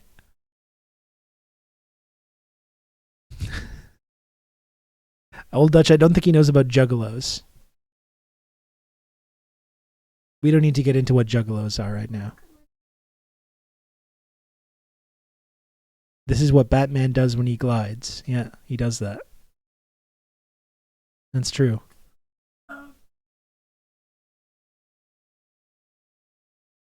Yeah. Yeah, he does that too. New Robin. You made a new Robin. Move. You're going to make your own movie about Batman. Okay, I support that. This is what the poster looks like? I love it. I would go watch that movie. It's called Batman Mask of the Joker. Batman Mask of Fans. But called. They're having a hard time hearing you because of the noise gate. But he said it's like Batman Mask of the Phantasm, but it's the Joker. And Joker's in Batman Mask of the Phantasm. That's right, yeah. But the Phantasm sounded like a boy, but he wasn't but he wasn't a ghost, and he was a lady girlfriend. We don't want to spoil Batman Mask of the Phantasm, though. Maybe people haven't seen it. We want to do a spoiler alert here.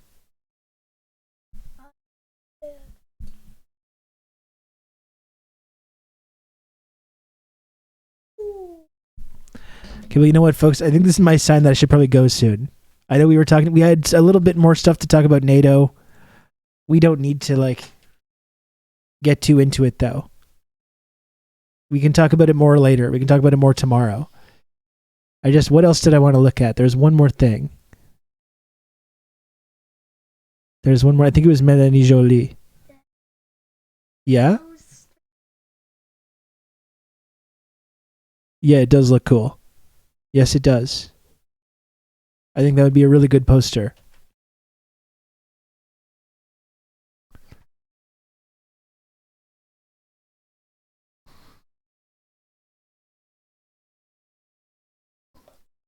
Okay.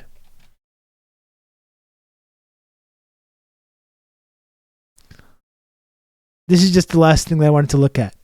I'm going to try and do this very briefly. Just this tweet by Melanie Jolie. The way that not only is NATO expanding and just we're just overseeing all this big drastic expansion and this new military occupation by the US, but now you have Melanie Jolie saying climate change is one of the defining challenges of our time. It's a direct threat to our security. Canada is proud to launch the new NATO Climate and Security Center of Excellence and that it will call Montreal home. I should apply for a fellowship there. I should try to apply to her fellowship at the new NATO Climate and Security Center of Excellence. Doesn't sound too ominous at all. I should go visit this place and pay a little visit. And as we know, folks, When you're talking about climate, the U.S. military, of course, a bigger polluter than more than 100 countries combined, it would make a huge difference towards mitigating climate change, the dangerous consequences of climate change, to just abolish the entire United States military tomorrow rather than expanding it even further, which is not going to help the climate. It's only going to make the problem worse. Right? Dad, this was before Batman. It was before Batman Mask of the Phantasm. Okay. Good. Yeah. No, I know.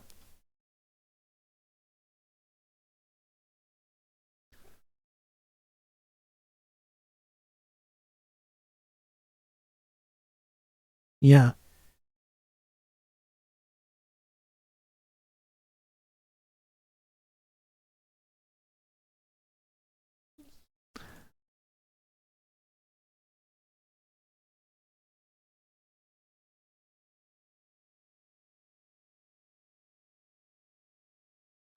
Yeah, he fell into those chemicals.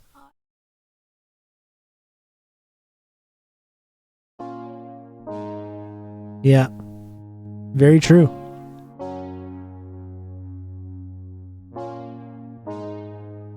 Yeah. It was an accident, that's right.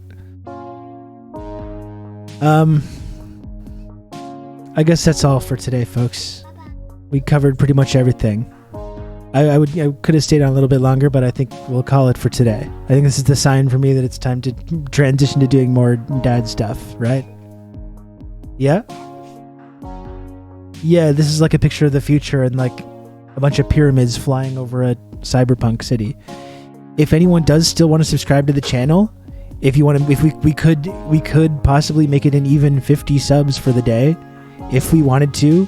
If we got any new viewers or anyone that wants to support the content, you know, if you want to support this sick, I've got to buy medicine for this sick kid, and with a few more subs, we could get to that point.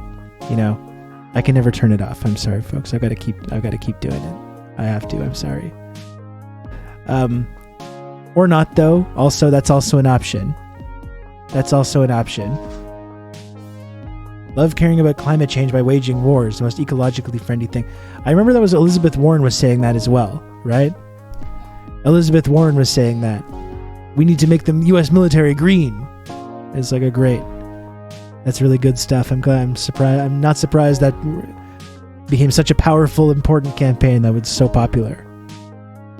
The green military. The green imperialism. Very good stuff. We're putting solar panels on tanks, folks.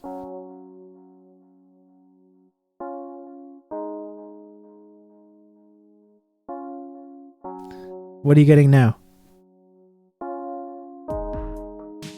You'll show me what the crook looks like. Okay. Sounds good.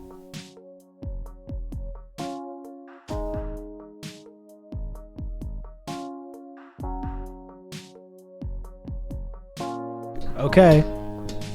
But you better come back soon.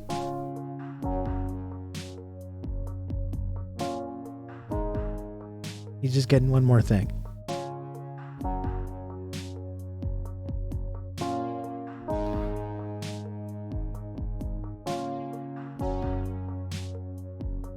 Thanks again, everyone, for watching the stream today.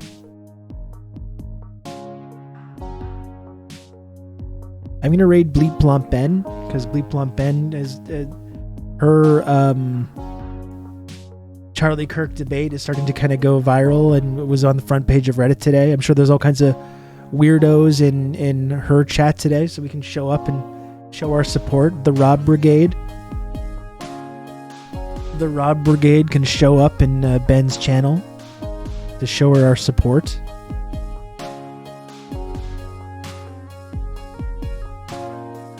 I'm just going to hold off for another minute. I'm going to cross the 3-hour barrier in about another minute. That's important psychologically for me for some reason. Loving my 100,000 pound tank that costs $2 billion gets housed by a $10K drone in the first 15 minutes of field time. This is actually good. It's good. Not only is it good politics, Old Dutch, but it's good economics. Right? Both of these.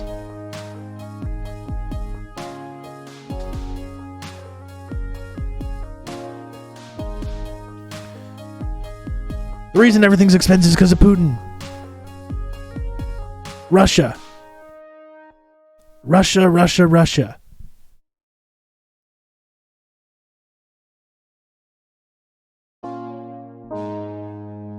Remember when Brandon said NATO aggression? That was great stuff.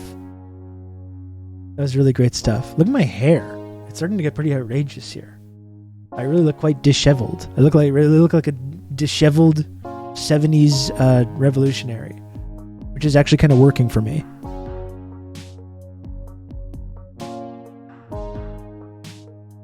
It's kind of a good look for me, I think. I'm going to have to cut my hair soon, though. I think my hair is getting to a dangerous and unacceptable level.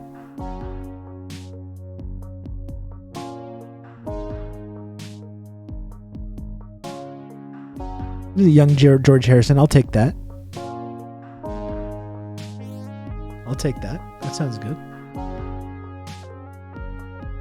Grow it out further, oh my god.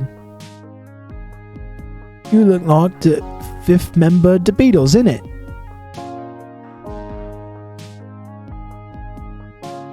Hurry, buddy, hurry. Hurry. Show your thing. Show your thing, hurry. Oh my god, look.